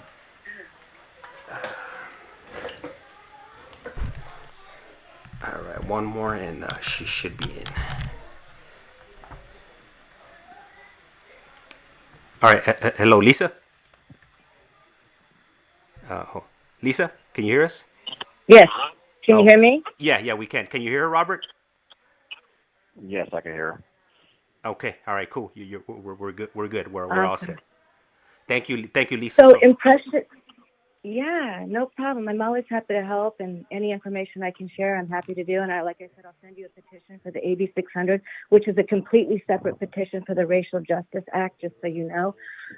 But that impression management thing, that's a thing where they feel like the inmates are coached too much, and they're told like how to answer the questions and what to say and how to be. But I remember you had one guy on there one time that he was saying that you were like, you can't bullshit the system.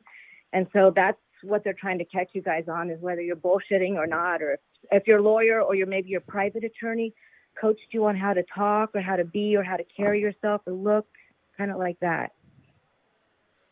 Okay. Yeah.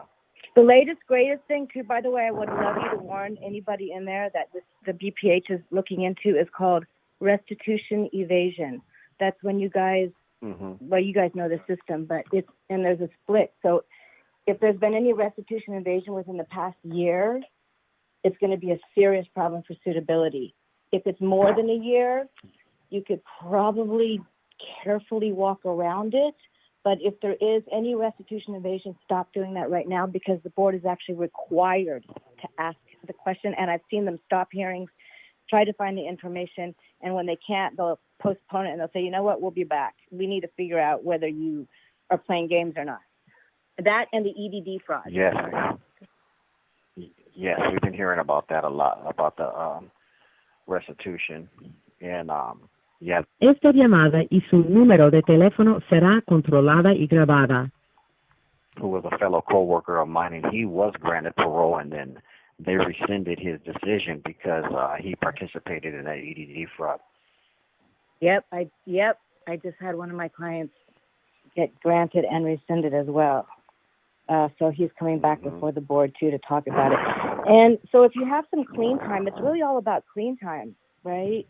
Like with RVRs too, if you have 3 years of clean time, you're good. Or no, I don't want to say you're good, but you're in the zone for suitability. It's recent RVRs are going to kill you, and you have to have targeted programming. So, if you're a gang member, you might want to have a relapse plan for criminal thinking and gangs, or maybe anger management, or some guys, I have like 4 or 5 relapse prevention plans, like anger, criminal thinking, substance abuse is always a big one to do. Yes. So I'm along the right path. I'm positive programming. I have close to 7 years disciplinary free. My last violent 115 has been over a decade, and so I've been disciplinary now, free. I've been disciplinary free. Factor. Sorry, so sorry. The other big factor that's great. The other factor you guys have to think about is that criminal risk assessment that We call it a CRA. It's also known as a psychoval. I call it a psychoval on steroids. Yes. Okay, that CRA, that rating, and it comes in as a low, moderate, or high. And nowadays, the past several years, they have a moderate low, a moderate medium, or a moderate high. So if you guys get a rating that's a moderate high or a high, it's don't go to board.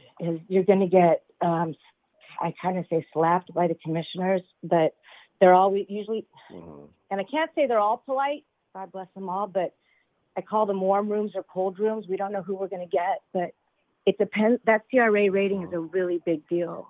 And so those highs or mod highs need to get away from that. And that rating lasts for 3 years, by the way. You can get a new rating. Even if you get closer to board, you can ask for a new rating around 2 years, 10 months, 8 months, 9 months, but don't go with a high or a mod high, please. It's not a good look. Yes, I know. That's what I went in. I went in with a higher moderate. And, no. Yeah. They got and they got on me 3 about years? that. No, they gave me 5. Ooh, so sorry. I'm so sorry. Yeah.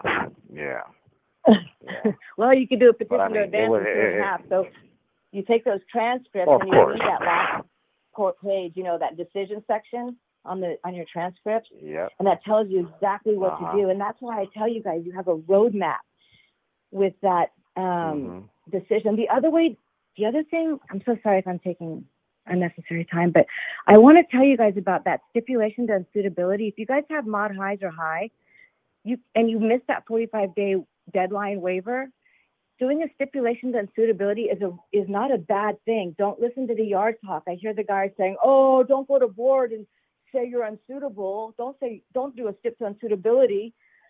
And then I'm like, well, wait a minute.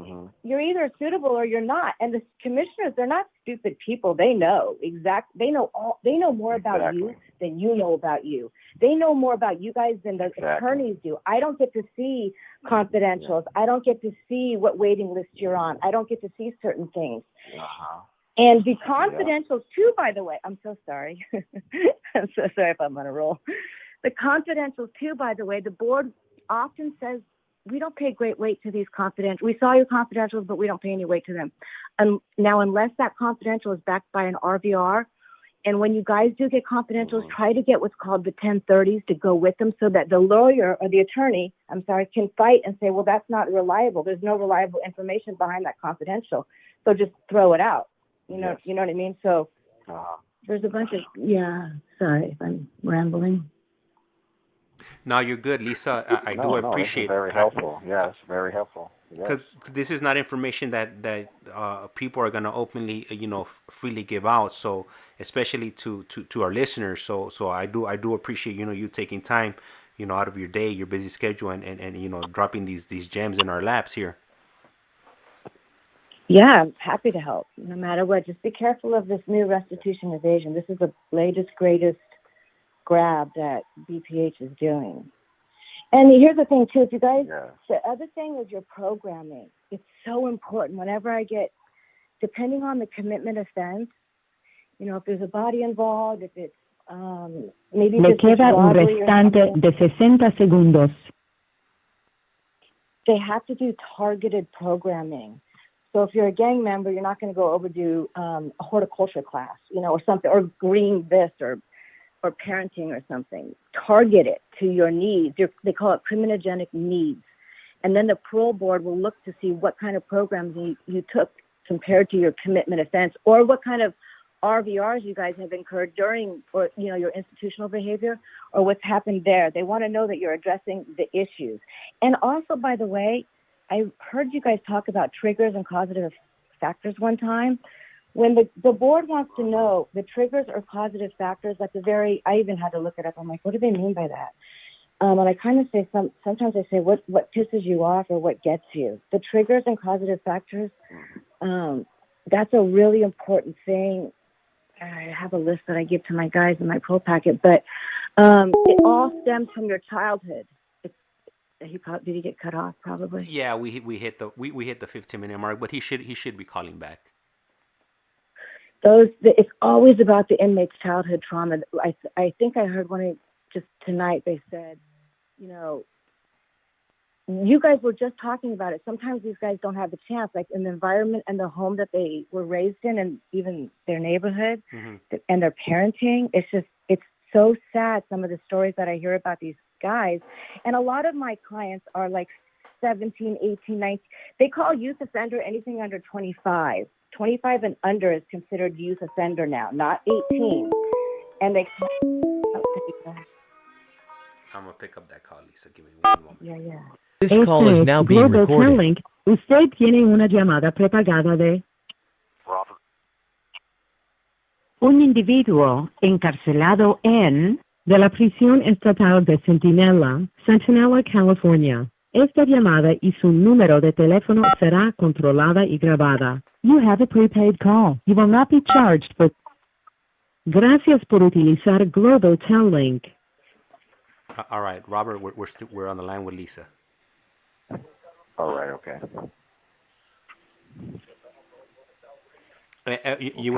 Lisa? Hello? Yeah, go ahead. I'm sorry. You were talking about some of these gentlemen, that have been on, they never had a chance, from childhood. That's kind of where you left off at. Yeah, so when the board wants to know about your triggers, and they always ask you, what are your triggers or what are your causative factors? I always try to tell my guys, look, go back to your childhood, because that's where a lot of left turns were made. The board wants to know, do you know where you made a left turn in life?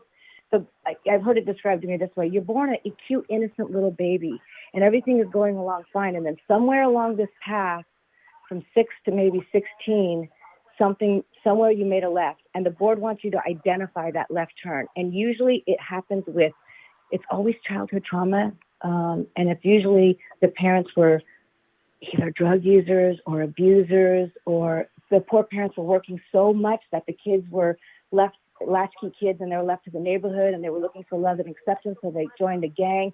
So when they ask about triggers and causative, acceptance, helplessness, ashamed, abandoned, worried, if your parents were difficult, or I don't know how to put that, but not everybody maybe should be a parent. That's bad. I shouldn't say that. But I've heard some horror stories about the parenting that's going on with these kids, and I often tell my clients, man, if it wasn't for prison, you would probably be dead right now. Like they call it predisposed. The board, the psych eval people will call it predisposed criminal behavior.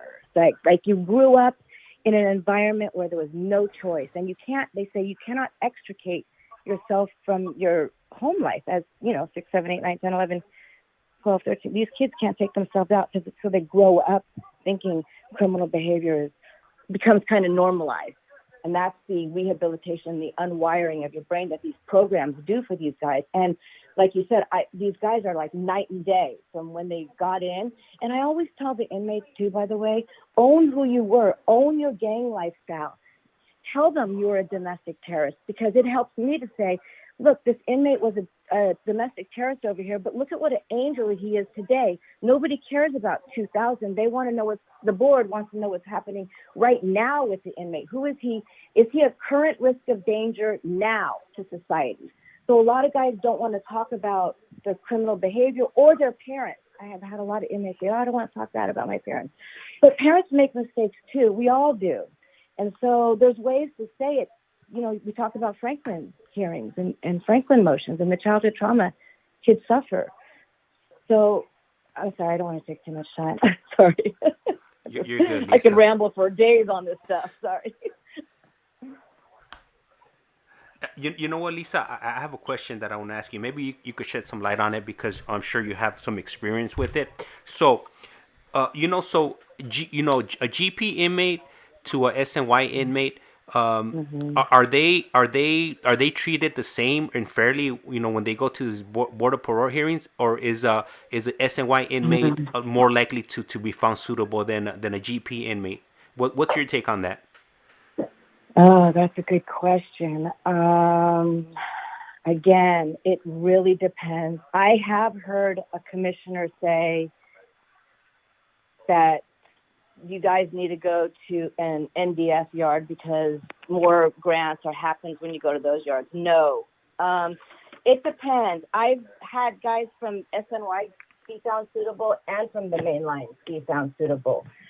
I don't really think they're treated. It really depends on the commissioner. You know, some of these people maybe need to retire or something. I don't know, but I heard one commissioner say, "Oh, you got to go to the NDF yard. You know, it's a higher chance of getting out with it." But I haven't found that to be the case for me. I don't either mainline. Even if you're on the GP yard, as long as you're doing what you're supposed to be doing, programming, no RVRs, keep your head down, stay out of trouble. I have both cases scenarios, suitability on both yards. So it just really depends on the commissioners. You know, I appreciate that because I mean that's something that you normally won't hear. Like I haven't heard any lawyers come on and share information like that. So that's huge right there, Lisa. That what you're saying is it's pretty much based on the commissioner, right? And the way they feel about it. So Kind of, yeah. And some are more understanding than others. There's only 21. This is the other thing why I say about your CRA rating and when you have a mod high or a high. There's only 21 commissioners in the state of California, and there's 35 prisons. So these commissioners are going from Northern to Southern California. And so if a guy goes with a high or a mod high, you're just, I don't want to say you're pissing off the commissioner, but you're already setting the record. You're already showing no insight. If you go with a mod high or a high, then you need to work on the inside and say, you know, I shouldn't be sitting here. You're lacking insight by going with that type of rating. So, but I don't think the GP or the SNY makes a big difference. But it's so funny to listen to you guys talk because the guys on the main line are like, oh no, we can't mess with the D yard. The guys on the D yard are like, oh no, we left the main line. It's so funny to hear them talk. Esta llamada y su número de teléfono será controlada y grabada. I think in general, a lot of people get caught up in that mainline and SNY talk because you know there's an invisible line drawn on the floor. And for me personally, I'll talk to somebody from the mainline or the SNY. It's all the same to me. You know, as long as you know they're a good person and they got a good heart and they don't have like some crazy charges, then you know we're good. Right. We're good. You know that's where I care about. I care about the individual, not on where what yard they're at. Exactly, and that shows rehabilitation. That shows that you're rehabilitated because if you're part of it in the main line and you're on with a gang, then you can't chit chat with anybody you want. You're certainly not talking to COs unless you have a buddy with you, and so that appearance matters to people that haven't rehabilitated. Those that are rehabilitated, you can tell. Like all of your guys on here, James, when I listen to you saying, I can hear them like they're all on the right path to suitability. I get that, and that's why everybody that's come on, it's because of their peers. They tell me like, hey, this person's I think they would be an asset to the channel, to the stream, and they really have good information that they could share. So it's like previously for them to coming on, I didn't know them, so these people that are there, they actually know that they're really, they're not faking it. They're walking the walk, and they're really on that path, to redeem themselves and redemption. And that's why you can't bullshit the board. They're very patient people, and it can be a 3-hour hearing. And if they think you're being evasive or vague on something, they'll just wait 15, 20, 30 an hour and ask you again. And they'll keep asking because they know more about you guys than you even know about yourself. So they know when you're kind of BSing, and they're like, wait a minute, let me try that in 15 minutes. And I'll rephrase the question. That's always a popular way to get the guys. They're going to rephrase it. Yeah. And they do this a lot in the CRA, and they think a lot of times the guys think they're slick and they can evade the question. But usually they end up by the 6th time that the forensic psychologist is asking that question, they screw up and they answer it the way that they should have answered 7 questions ago. Also, by the way, I'm sorry, if anybody is on here or tell anybody that's involved in the MAT program that nothing in MAT is confidential. A lot of guys think because it's a medical thing, MAT is for A Suboxone, it's for if you have a heroin addiction. It's how the governor implemented this program, thank God, because it works. But the guys think that it's confidential because it has medical information in it. It is not. And that's the other way that the BPH will catch you guys in the CRA is when they ask when you were clean. When was your last, what's your clean date? The guy will be like, 2015. Okay, really? Because right here in 2018, you had a relapse in heroin. And they're like, oh, now you're looking at a high rating again on your CRA because now you're lying. So Matt is not confidential, just so you know. No, if they're going to be asked questions in the CRA, when was your clean date? Make sure they say the relapse date because Matt already knows. And they already told the commissioners and everybody already knows. You're the only one that doesn't know that they know, you know. And then one of the questions, and I'm so sorry. The question was restitution evasion. What that is when somebody owes a debt to either society. When you get sentenced away, you have to pay restitution to either the court, the victims, or whoever. And sometimes it can be 300, it's thousands, it depends. But what the guys do is they're like, well, my parents are putting money on my books, and my parents didn't commit this crime, so I don't want I don't want them to take money out of my till to pay the victims. So what they do is they ask a guy that's another inmate that's in there and say, hey, you don't owe any money you don't owe any restitution? Oh, cool. Can I put money on your books? And usually it's the 80-20 split. Like the guy that owes will give the guy that he's putting money on the books 20% of whatever he does. And so this is their way of getting around paying off their restitution that they're owed to either the victim or whatever the court has deemed at the sentencing time. So it's a very big deal.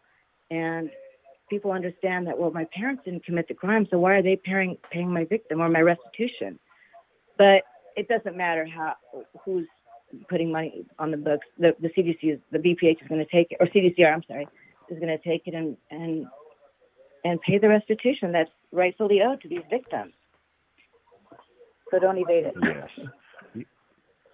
You know, Lisa, let me ask you this, because we've been hearing a lot of guys from other prisons, and word's just been getting around that the BPH has been given denials for individuals who may be talking to more than one woman. And have you encountered any of that? And how are they deeming that to be a current pose of risk to society? That's a very good well, that's a good question. I could see if you're being, I don't know how that would be a current danger to society, but over familiarity, as you know, with staff or free staff is a big deal. But I don't know if it's just looking like you're a player on the line, then maybe they're thinking, that's a good question. I haven't run into that problem myself. I have had guys that have the over familiarity, but I haven't had talking too many females on the tablet. But nothing is confidential. All you guys know this. Nothing's confidential on the tablets. No private parts showing. Sometimes the girls will send a picture of their whatever tatas, but everybody sees all this.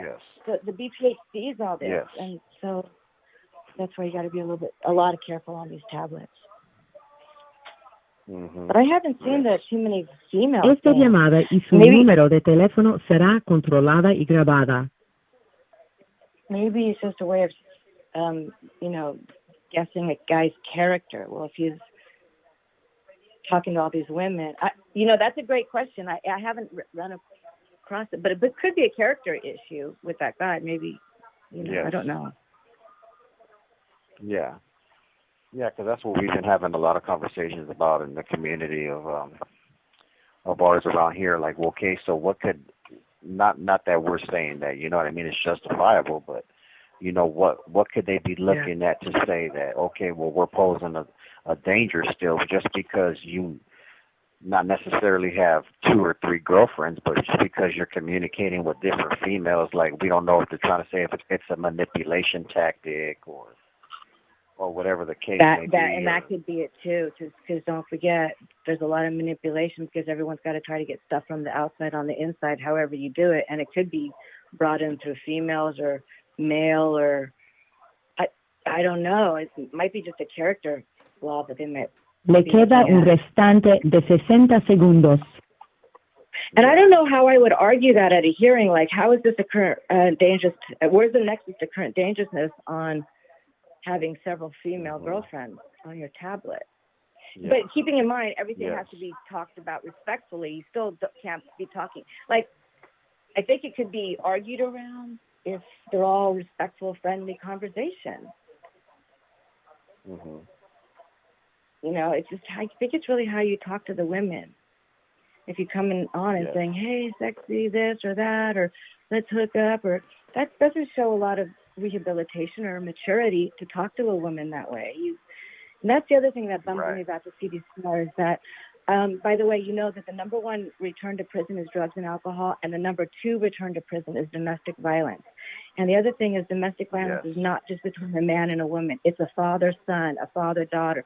So when you guys grow up and you have this, oops, that was probably him. That just went, huh? The 15-minute mark was up already, but he should be calling back.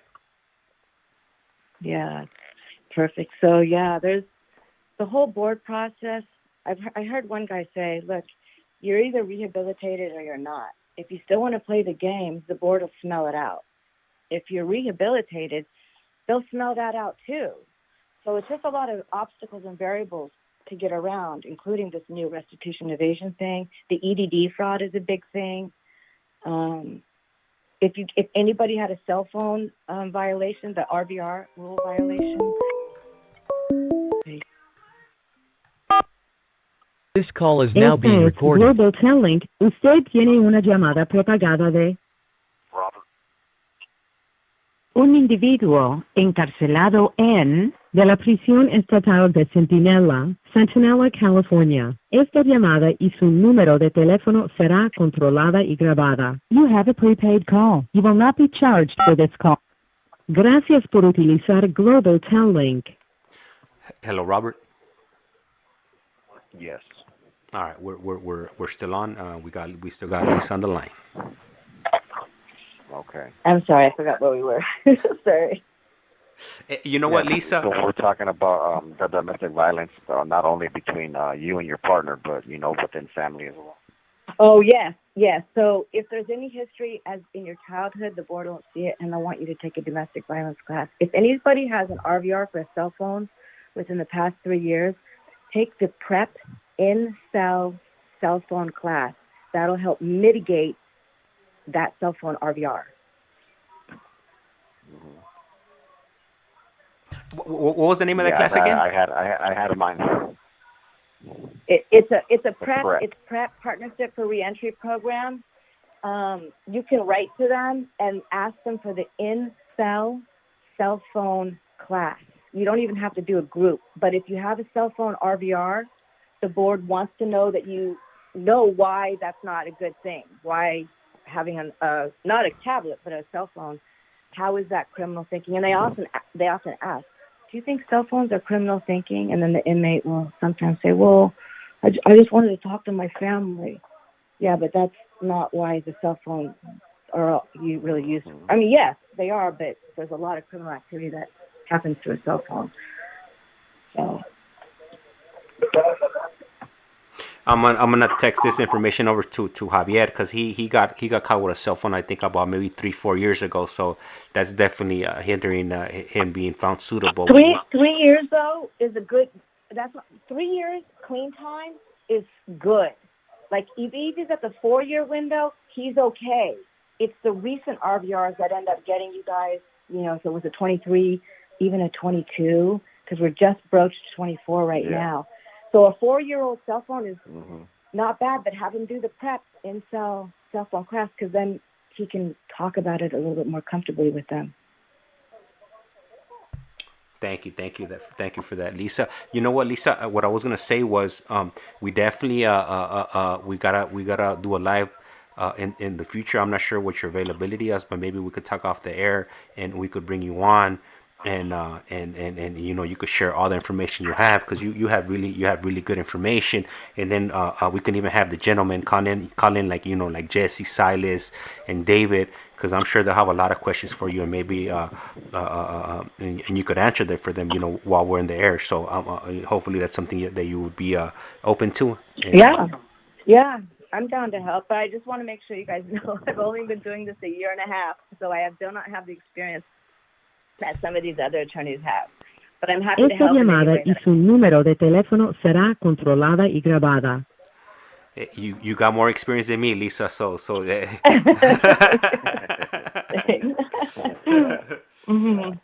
And yeah, Scorpio rising. I'm happy to. I'll send. I think James has my number. You can ask the question about Matt, whatever you want. But it is not confidential. There is nothing confidential in Matt. Big warning. Yeah. Lisa, that's a good thing you brought that up too, because we've been hearing a lot of guys argue that it's supposed to, it's a HIPAA violation, and this and yes, that. But what they don't know is that these guys, and here's the thing, they do a bunch of paperwork, and all the inmates have to sign the paperwork when they get to Matt. But what they don't know, nobody goes over this paperwork with them and says, oh, by the way, you're signing away your HIPAA rights. There's no violation for us to share your information. They're signing that piece of paper when they start the mat. They just don't realize they do it because, nobody reads what they sign, really. Yep, exactly. That's very true. Now, another question I would have, because I'm not involved in the MAT program, and me, honestly, I'm against it. And my theory behind it is that okay, in your experience, and I just heard you say you've only been doing this for a year and a half, but I've always thought that being that we're in a controlled environment and that we're still suffering from addiction, that right there is a danger to society in itself. So by admitting that we need the MAP program in order to be sober in a sense, don't you think that that's still looked upon as no. a substance abuse problem, that you're dependent on this Suboxone to? No. Heroin, meth, those are the two most difficult drugs to get off as far as trying to become sober. The governor spent millions of dollars bringing this program to the CDCR.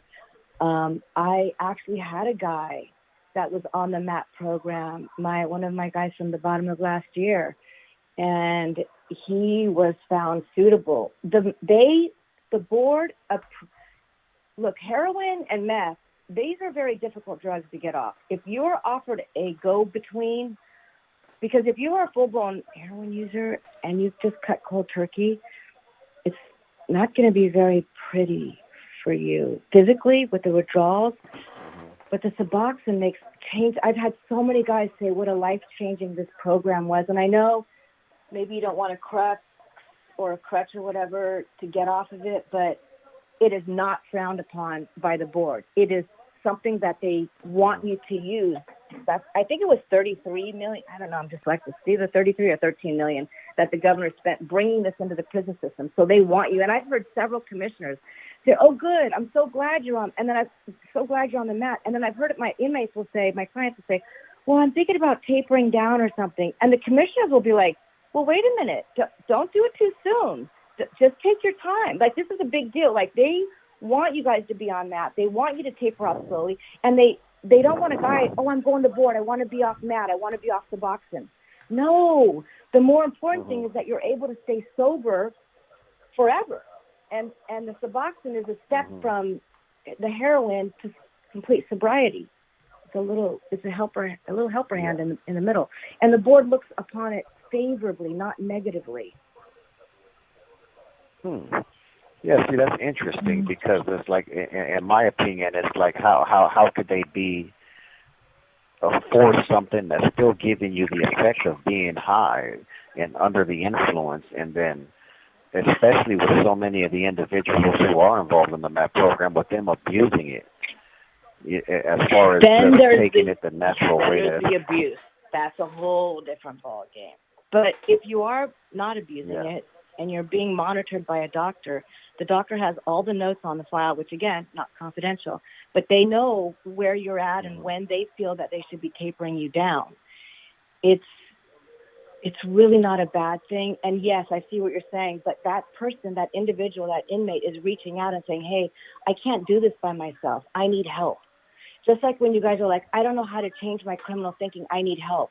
That's why you go into CGA, Criminal Gang Members Anonymous, or getting out by going in. You're changing your brain. Matt is helping you. They're understanding this guy needs help to get off this drug. And we encourage that behavior. And eventually they're going to taper you down and all the way off, eventually. But that's part of the system, is it's doctor prescribed, unless, again, like you said, they're abusing it and they're hiding the Suboxone in their hand or whatever when they walk away from the window, or they don't ingest it. That's a whole different set of problems. But if you're in there for the right reasons, the board understands that and they'll see that, you know. Yeah. That's a valid point. Yeah, but I think too, you know, like James. Esta llamada y su número de teléfono será controlada y grabada.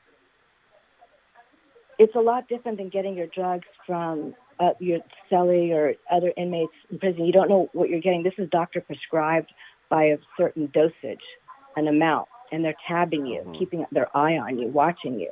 And if it's not working, they increase it or they decrease it, versus buying just some off the street shit and you don't know what you're getting. And I've seen other bad experiences with guys just getting stuff brought into prison that they don't know what is actually in that.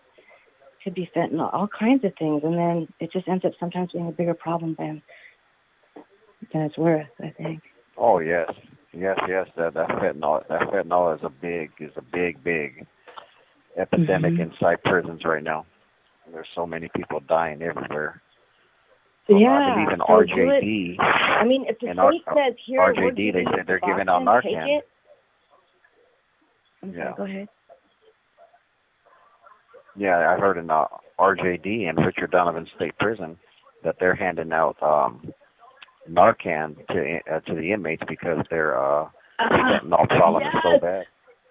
And you know what? I just heard, actually, Donovan is the second one. I had an inmate I just talked to last week or 2 weeks ago that said at Corcoran they had this is a case that I have, that they're giving Narcan to the inmates. One inmate saved another inmate's life that did overdose, gave him the Narcan, and then there's something funny that's going on with that. Those are the only two prisons that have Narcan so far, by the way, which I think is a really good thing. You know what? Right now that you guys are mentioning Narcan, I believe, if I'm not mistaken, Joe, he recently paroled, and he mentioned, I think, that when he paroled, they gave him Narcan. Oh, good. Wow. Yep. So and the other thing is, when you're on Suboxone and you're in the MAP program, the other thing for heads up, when they parole you, I think they give you 30 days of Suboxone, and then I think you got to figure it out on your own. Yes. That's kind of scary, too, because that's leaving a window for, I think, disaster. I think it should be a little bit longer than 30 days. And because a lot of you guys go to transitionals for 6 months, I think it should still kind of continue for a little bit in the transitional with monitoring and dosages. And because after 30 days, there's no guarantee. It's depending on what dosage you're at, too, with the Suboxone, how you're going to do once you get out with nothing. Well, ain't like county health or like Medi-Cal, wouldn't they be able to help you get the prescription again, or no? That's a great question. I don't know. I would like to think so, but that's for a greater mind than myself. Sorry. Yeah.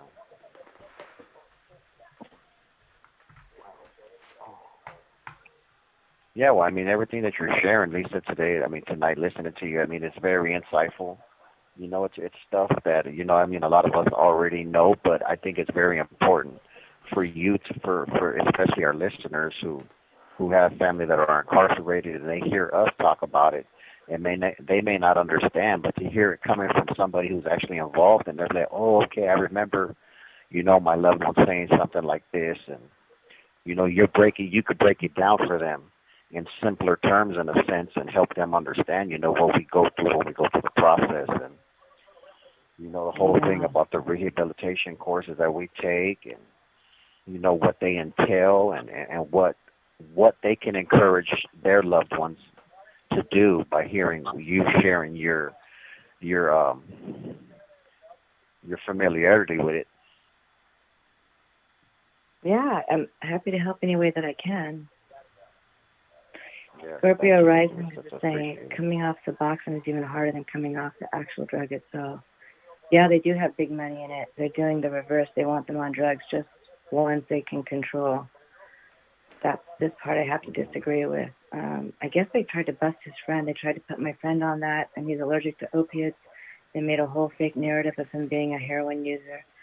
You know, and a lot of this can be verified through the RVRs. Like, do you have a history of being on opiates? Are you testing positive or refusing to test? Or if they can try to make a fake narrative, but usually there has to be some kind of evidence that's pointing to it. And hopefully the attorney can fight the fake narrative that they're doing.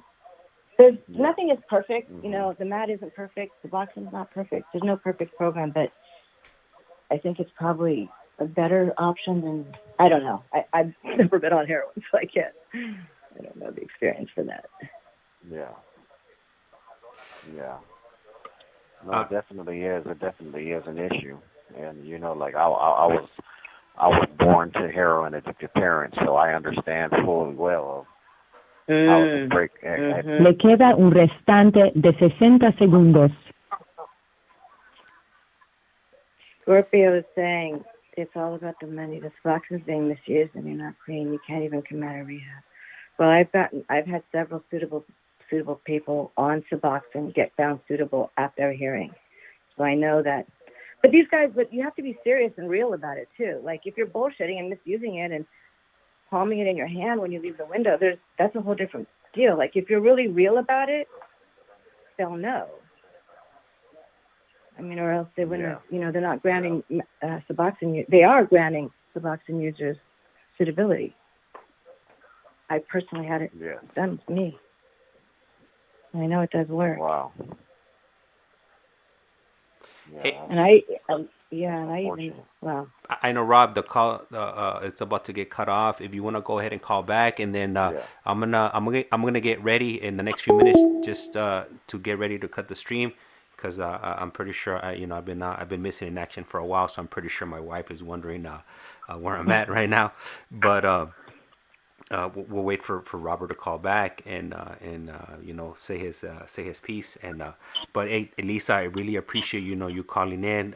You definitely shed light on a lot of information that could possibly bring a loved one's home sooner than later. So I want to go ahead and tell you thank you, and I do look forward to doing just a live just with you, and then possibly having some of the other gentlemen call in and possibly ask you questions, because I know I'm pretty sure like Jesse, David, and Silas, they'll have all kinds of good questions for you, since they're in the middle of going to the parole board in the next year or so. Yeah, happy to help. Let me know when you need to, and we can work that out. Yes, I got you logged in right here, so I'll make sure that Cool. I'll reach out to you, and we'll go ahead and set something up. Cool, for sure. Happy to help. Thank you, and I'm just waiting for Robert to call back in, and once Rob hopefully calls back, and so like that he could go ahead and say his final goodbyes for the night. Anything else you want to share with the audience right now, since you're currently on, Lisa? Let's see. Open and honest when you do your CRA, criminal risk assessment. Try to be open and honest with that, because they will find out. These are sneaky little suckers. It's a forensic psychologist, by the way. That's a degree above a psychologist, so they're pretty smart. The panel is experienced, two board panels. They're either psychologists or lawyers. The deputy commissioner and the commissioner can be a lawyer. We have ex-wardens. Commissioner Munoz, he's wonderful. He's an ex-warden and an assistant warden. So the people that they put you in front of, the inmates, they know the time of day it is. They're not. It's kind of hard to bullshit these kind of people. They're not playing games. Yeah, they definitely can't run that liquor store drag on these commissioners. You know, they've been Right. they've been doing Not this for happening. years. Yeah. No, not with this group. Maybe some other dudes, but not these guys. Yeah. The guys are always mentioning to me, like a lot of guys, they go in with that liquor store drag, and they're surprised when they get denied. But sometimes, you know what, they do share with me sometimes people that they feel that are not suitable, because they're doing stuff in the in the dark, and Yeah. they're found suitable, and for sometimes for the people that are on that right path and they get denied. So it definitely leaves them scratching their head trying to figure out what they need to what they need to do to get home, because sometimes there's no rhyme and reason with these board of parole hearings. I know, but the biggest thing is taking that decision, the very last section of their transcript, which they get 30 days, after their hearing. That decision section is the gold. That's where they tell you this is what you need to do. And that's why I say if they're getting denied and they put a PTA in, a petition to advance, as long as they do what's on that decision section, we think you need more NA. We think you need to go to Criminal Gang Members Anonymous. You're not very self-aware. If they can fix those things before the 3-year time, they can do the petition to advance. But that decision part of the transcript is their roadmap to what they need to do to get out. Okay, I'll make The sure. commissioners literally spell it out for them in the last part of when they get we think we're going to give you a 3-year denial, and this is what we want you to do. It's all on paper, and they can just read it 30. And usually the guys don't remember what happened within the hearing because it's a stressful, anxiety situation, and they can't even remember like 2 weeks. And then when they see this transcript, they're like, "Oh, I said this. Oh, I said that. Oh man, I said that." Sometimes I'm reading transcripts and it's like I'm like, oh, the poor guy was so nervous. You can read it, and that's why I tell. Also, by the way, real quickly, one last note: if you're not really good talking in front of people, that's why we tell you to write everything down. Your relapse plan, your parole plan, your remorse statement, your insight statement. Write it down when you're in your own comfort of your home, because when you get to the board, you're not going to speak as clearly and as cleanly as you would like to. And if they read the material before, they always read your stuff before you get to board. The night before, they'll read it, and then they have an idea where they're going with you. And if you get in the hearing and you can't talk well, at least you have your writing so they understand, oh, this guy gets it.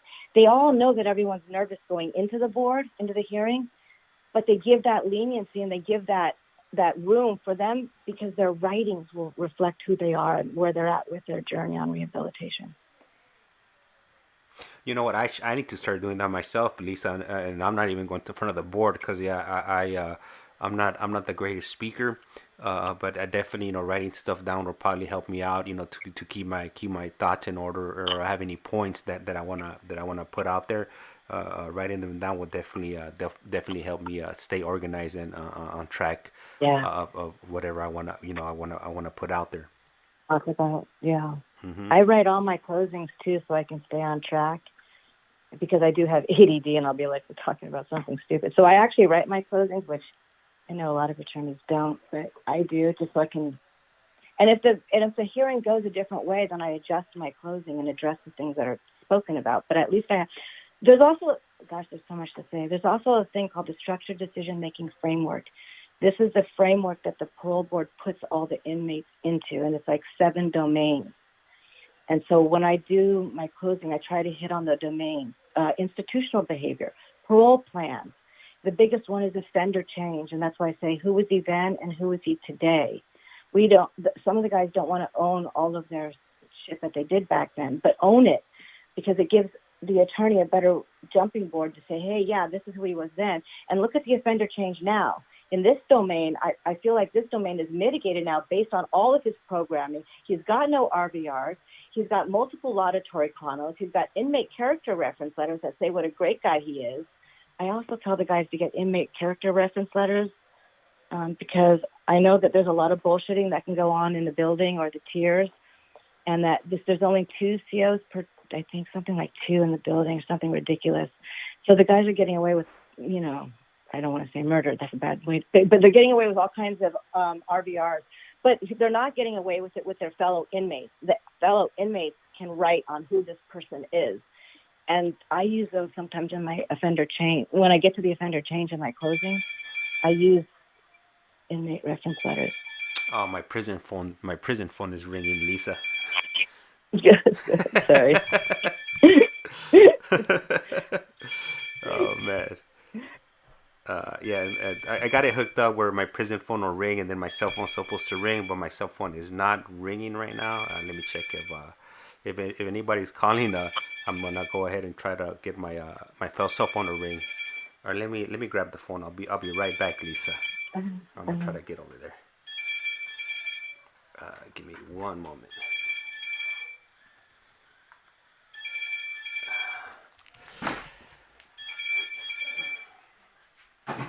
Hello? Hey, Joe? Hell yeah! Hey, call back. Let me. It didn't ring the prison phone, but yeah, call back and if it comes through, I'll pick it up. Okay. All right, cool. Hey, thank you, Joe. All right, bye. He has no history of being on opiates. All right. Hello, Lisa. Yeah. Go ahead. Okay, so we got Joe. Joe, he was recently found suitable, and I'm gonna patch the call in right now. Give me one moment. Oh, cool.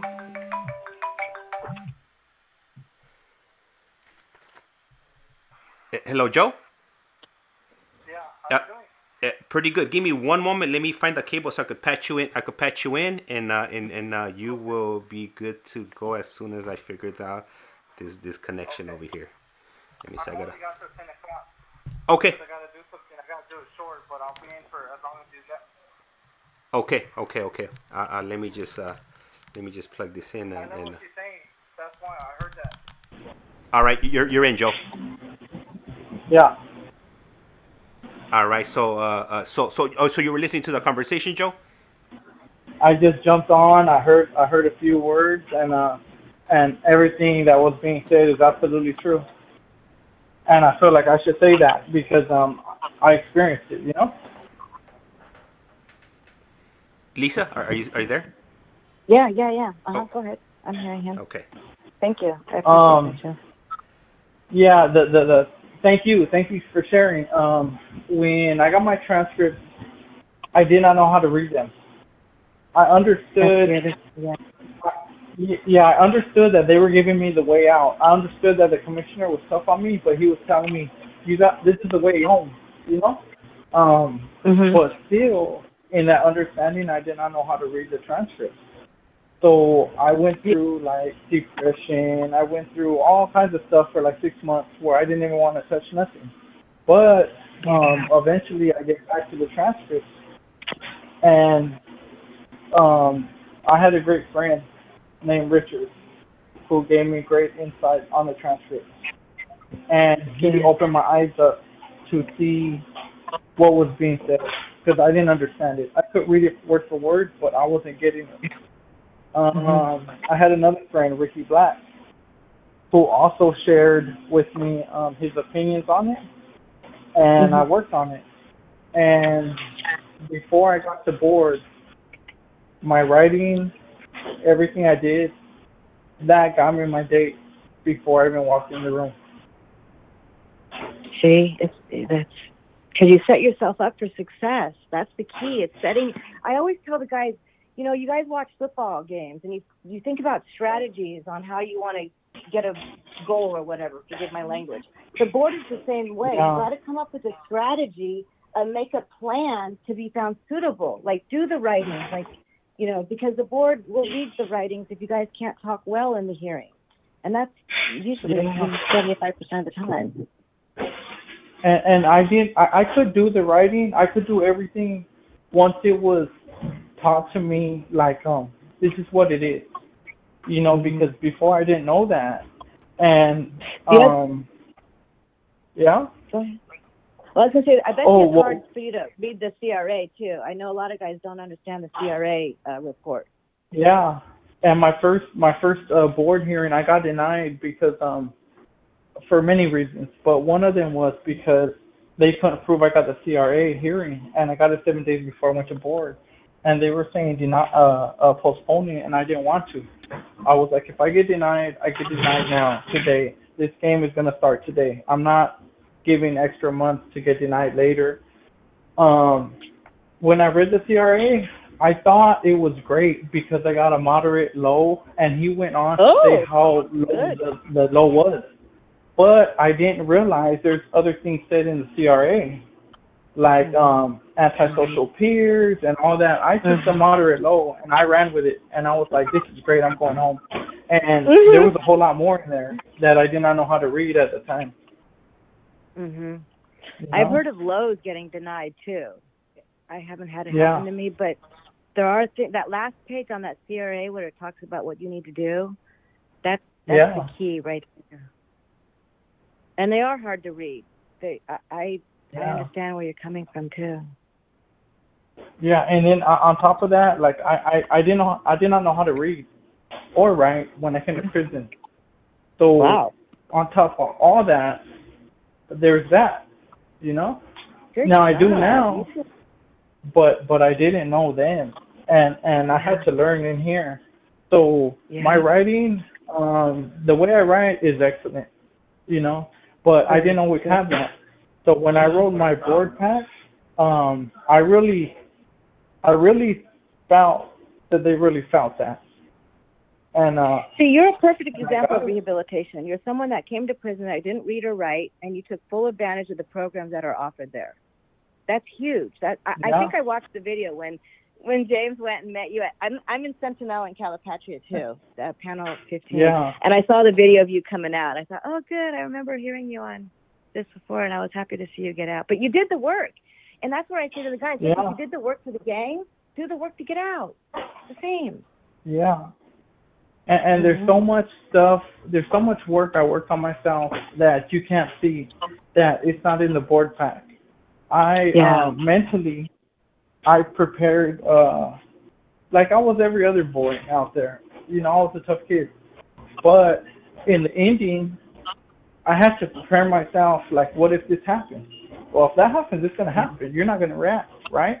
So that stuff was the toughest for me. The toughest challenge, it never happened, but I prepared for it.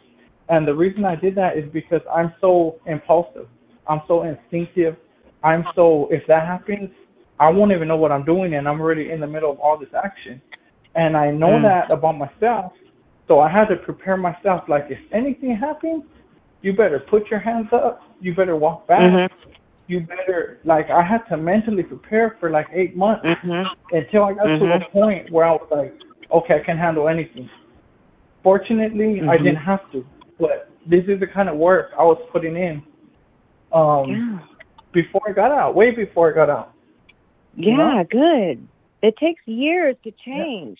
Some guys, depending, but it doesn't happen overnight.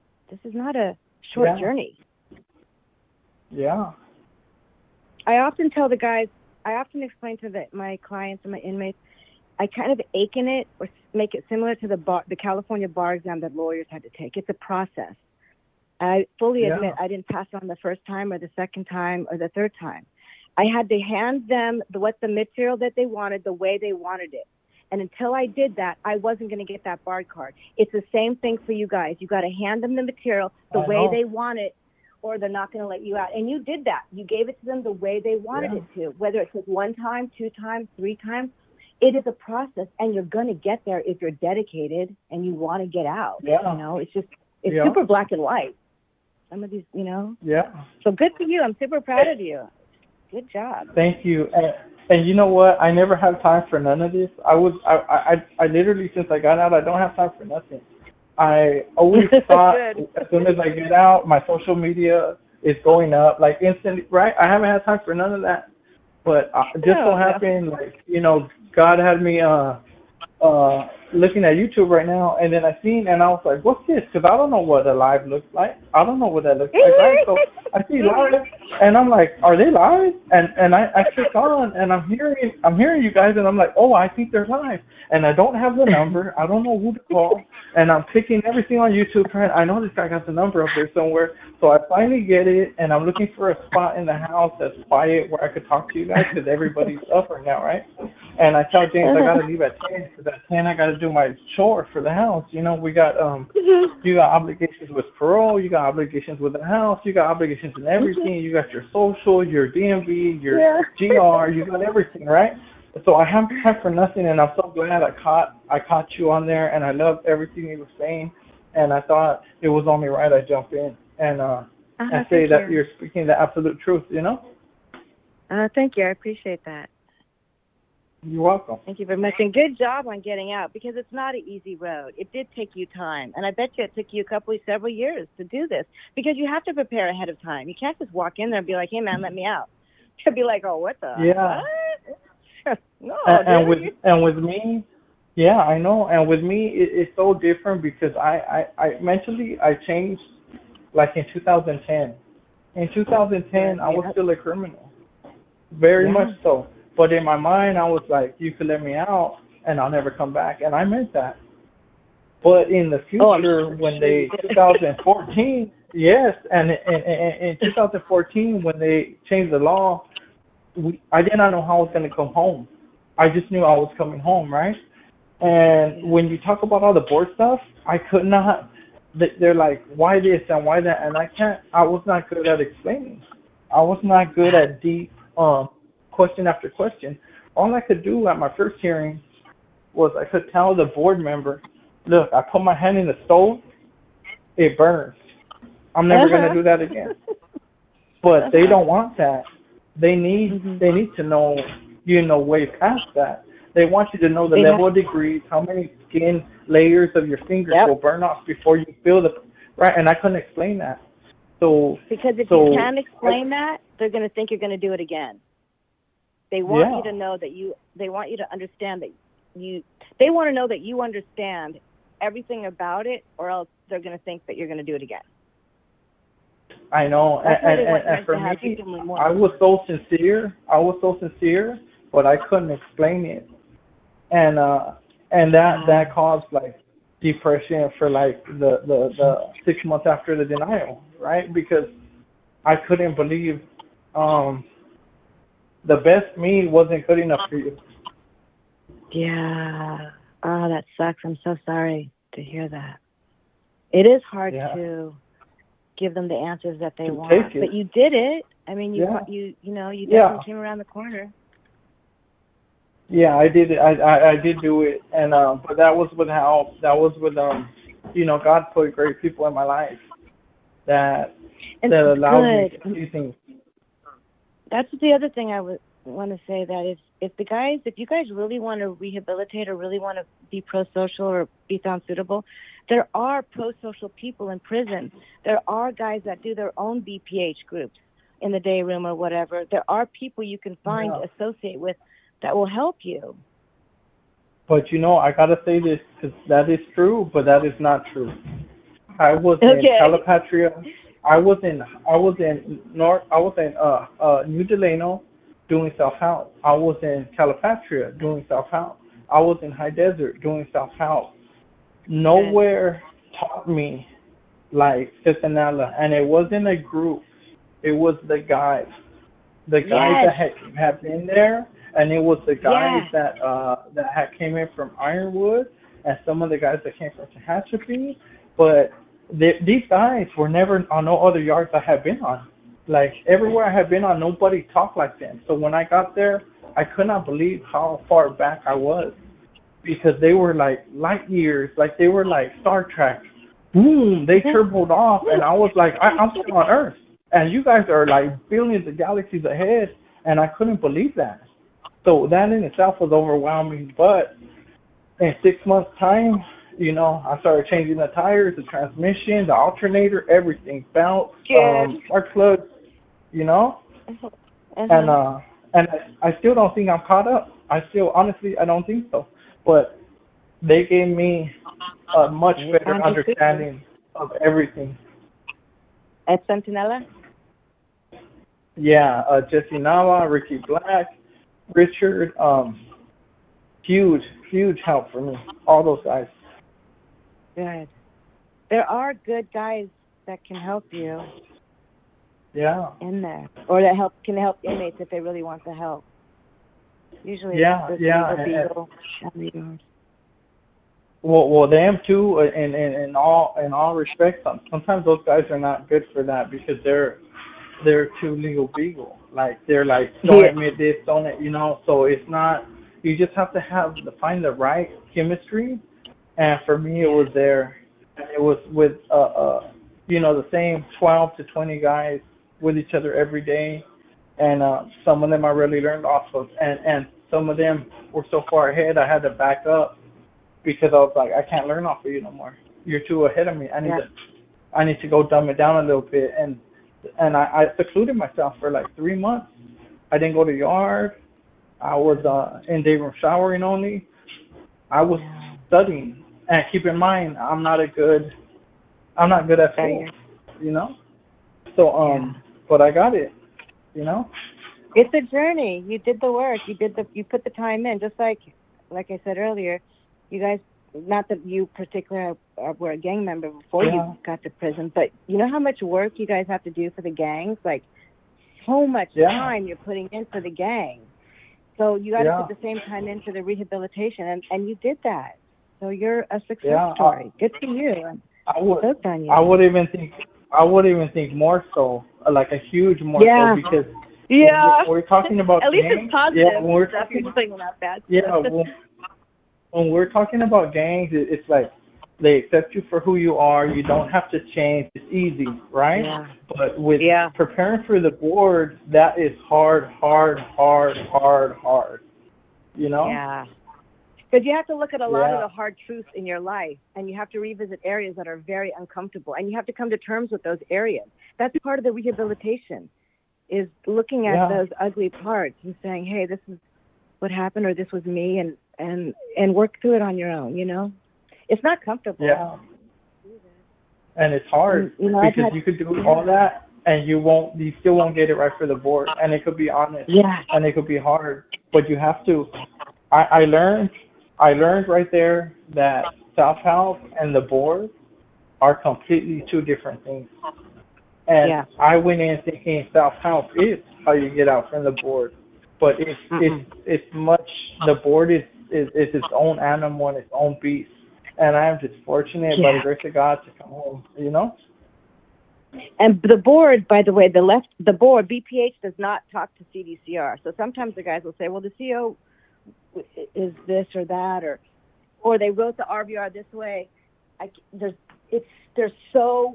completely two different entities. BPH and CDCR, not on the same team. I know, and the reason we all know that is because we know which guys are good and we know which ones are bad. And we know the grants and the denials, and sometimes we're cringing. Sometimes it's like, oh my God, like, and you have that like defeat too, and then you see a good guy like Ricky Black, for instance, and he gets a denial, and you're like, oh man, they really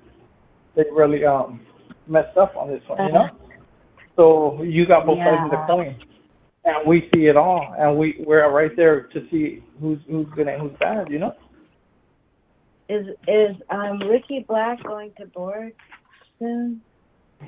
I believe so, and he is he's been ready for the he is. He's going on 9/18. He got a private attorney. He was actually one of my clients. He just got taken away from me. And he's so good. Good for him. I hope he goes through. He was originally given to me. When you said that name, I had to look at my files. So I had him, and then I guess he got a private attorney. Good for him. He's a star. And I don't think he needed an attorney, but I hope he gets out. Yeah. Really good guy. Really good man right there. I'll keep an eye on him. I'll watch his file and see what happens with him. Okay. Well, it was lovely talking to you, and I have to go do what I have to do right here. So you have a good night, okay? Both of you. Yeah, congratulations on getting out. Take care of your home life. Thank you. Okay, thank you. Bye-bye. Hey Joe, hey, thank you for calling in, and thank you for calling in. I know this is your third week of coming home, and congratulations, and look forward to meeting up with you and having some more conversations with you. Okay, thank you, and bye-bye, and you guys have a good night. All right, you as well. Okay, bye. All right, thank you. Bye-bye. Okay. All right, so I'm getting better at this, being able to merge all these calls together. You're your tech guy. I couldn't even figure out how to log on to you either when I first heard about your channel. I had to ask my inmate, wait, how do I do this? I'm older, from the older generation. Yeah, hey, wait, hey, Good for you. you're definitely getting the hang of it, Lisa. But hey, like Joe, also, I gotta go ahead and I gotta go do some chores over here. I think I'm pretty sure I got some dishes stacked up that I gotta go wash or something. So, but hey, I really appreciate you, you calling in tonight, Lisa. We'll definitely have to do it again, and I'll reach out to you probably tomorrow so we could go and set something up for the next coming days. And I definitely look forward to anticipate you coming back on. Cool. I'll help however I can. Again, not that experienced. Just want you guys to know that. Hey, like I said, hey, you got more experience than me, Lisa, so you could offer way more help than I can. Right on. It was good talking to you tonight, James, and your inmate, your client. Thank you for having me. Thank you. I really appreciate it, Lisa, and you go ahead and have yourself a good night. You too. You too. God bless you all. Thank you. You as well. Bye-bye. Bye. All right, guys. So, hey, I really appreciate everybody that tuned in today. ICEMAN, we got Amy, we got Marlene. We also had a bunch of different followers over there on TikTok. Miss Vero, Miss Vero 559. Yup. We had KC fan underscore or KC underscore fan. I said that backwards. And everybody else that tapped in and show support, really appreciate you guys. And if for those of you that missed it, that was Joe. He's currently on the screen right now. I'm showing his video of when he got released. I really appreciate you guys. And like I say around here, life's like a candle. Once you blow it out, it's lights out. And with that, I am out of here. Rato y buenas noches.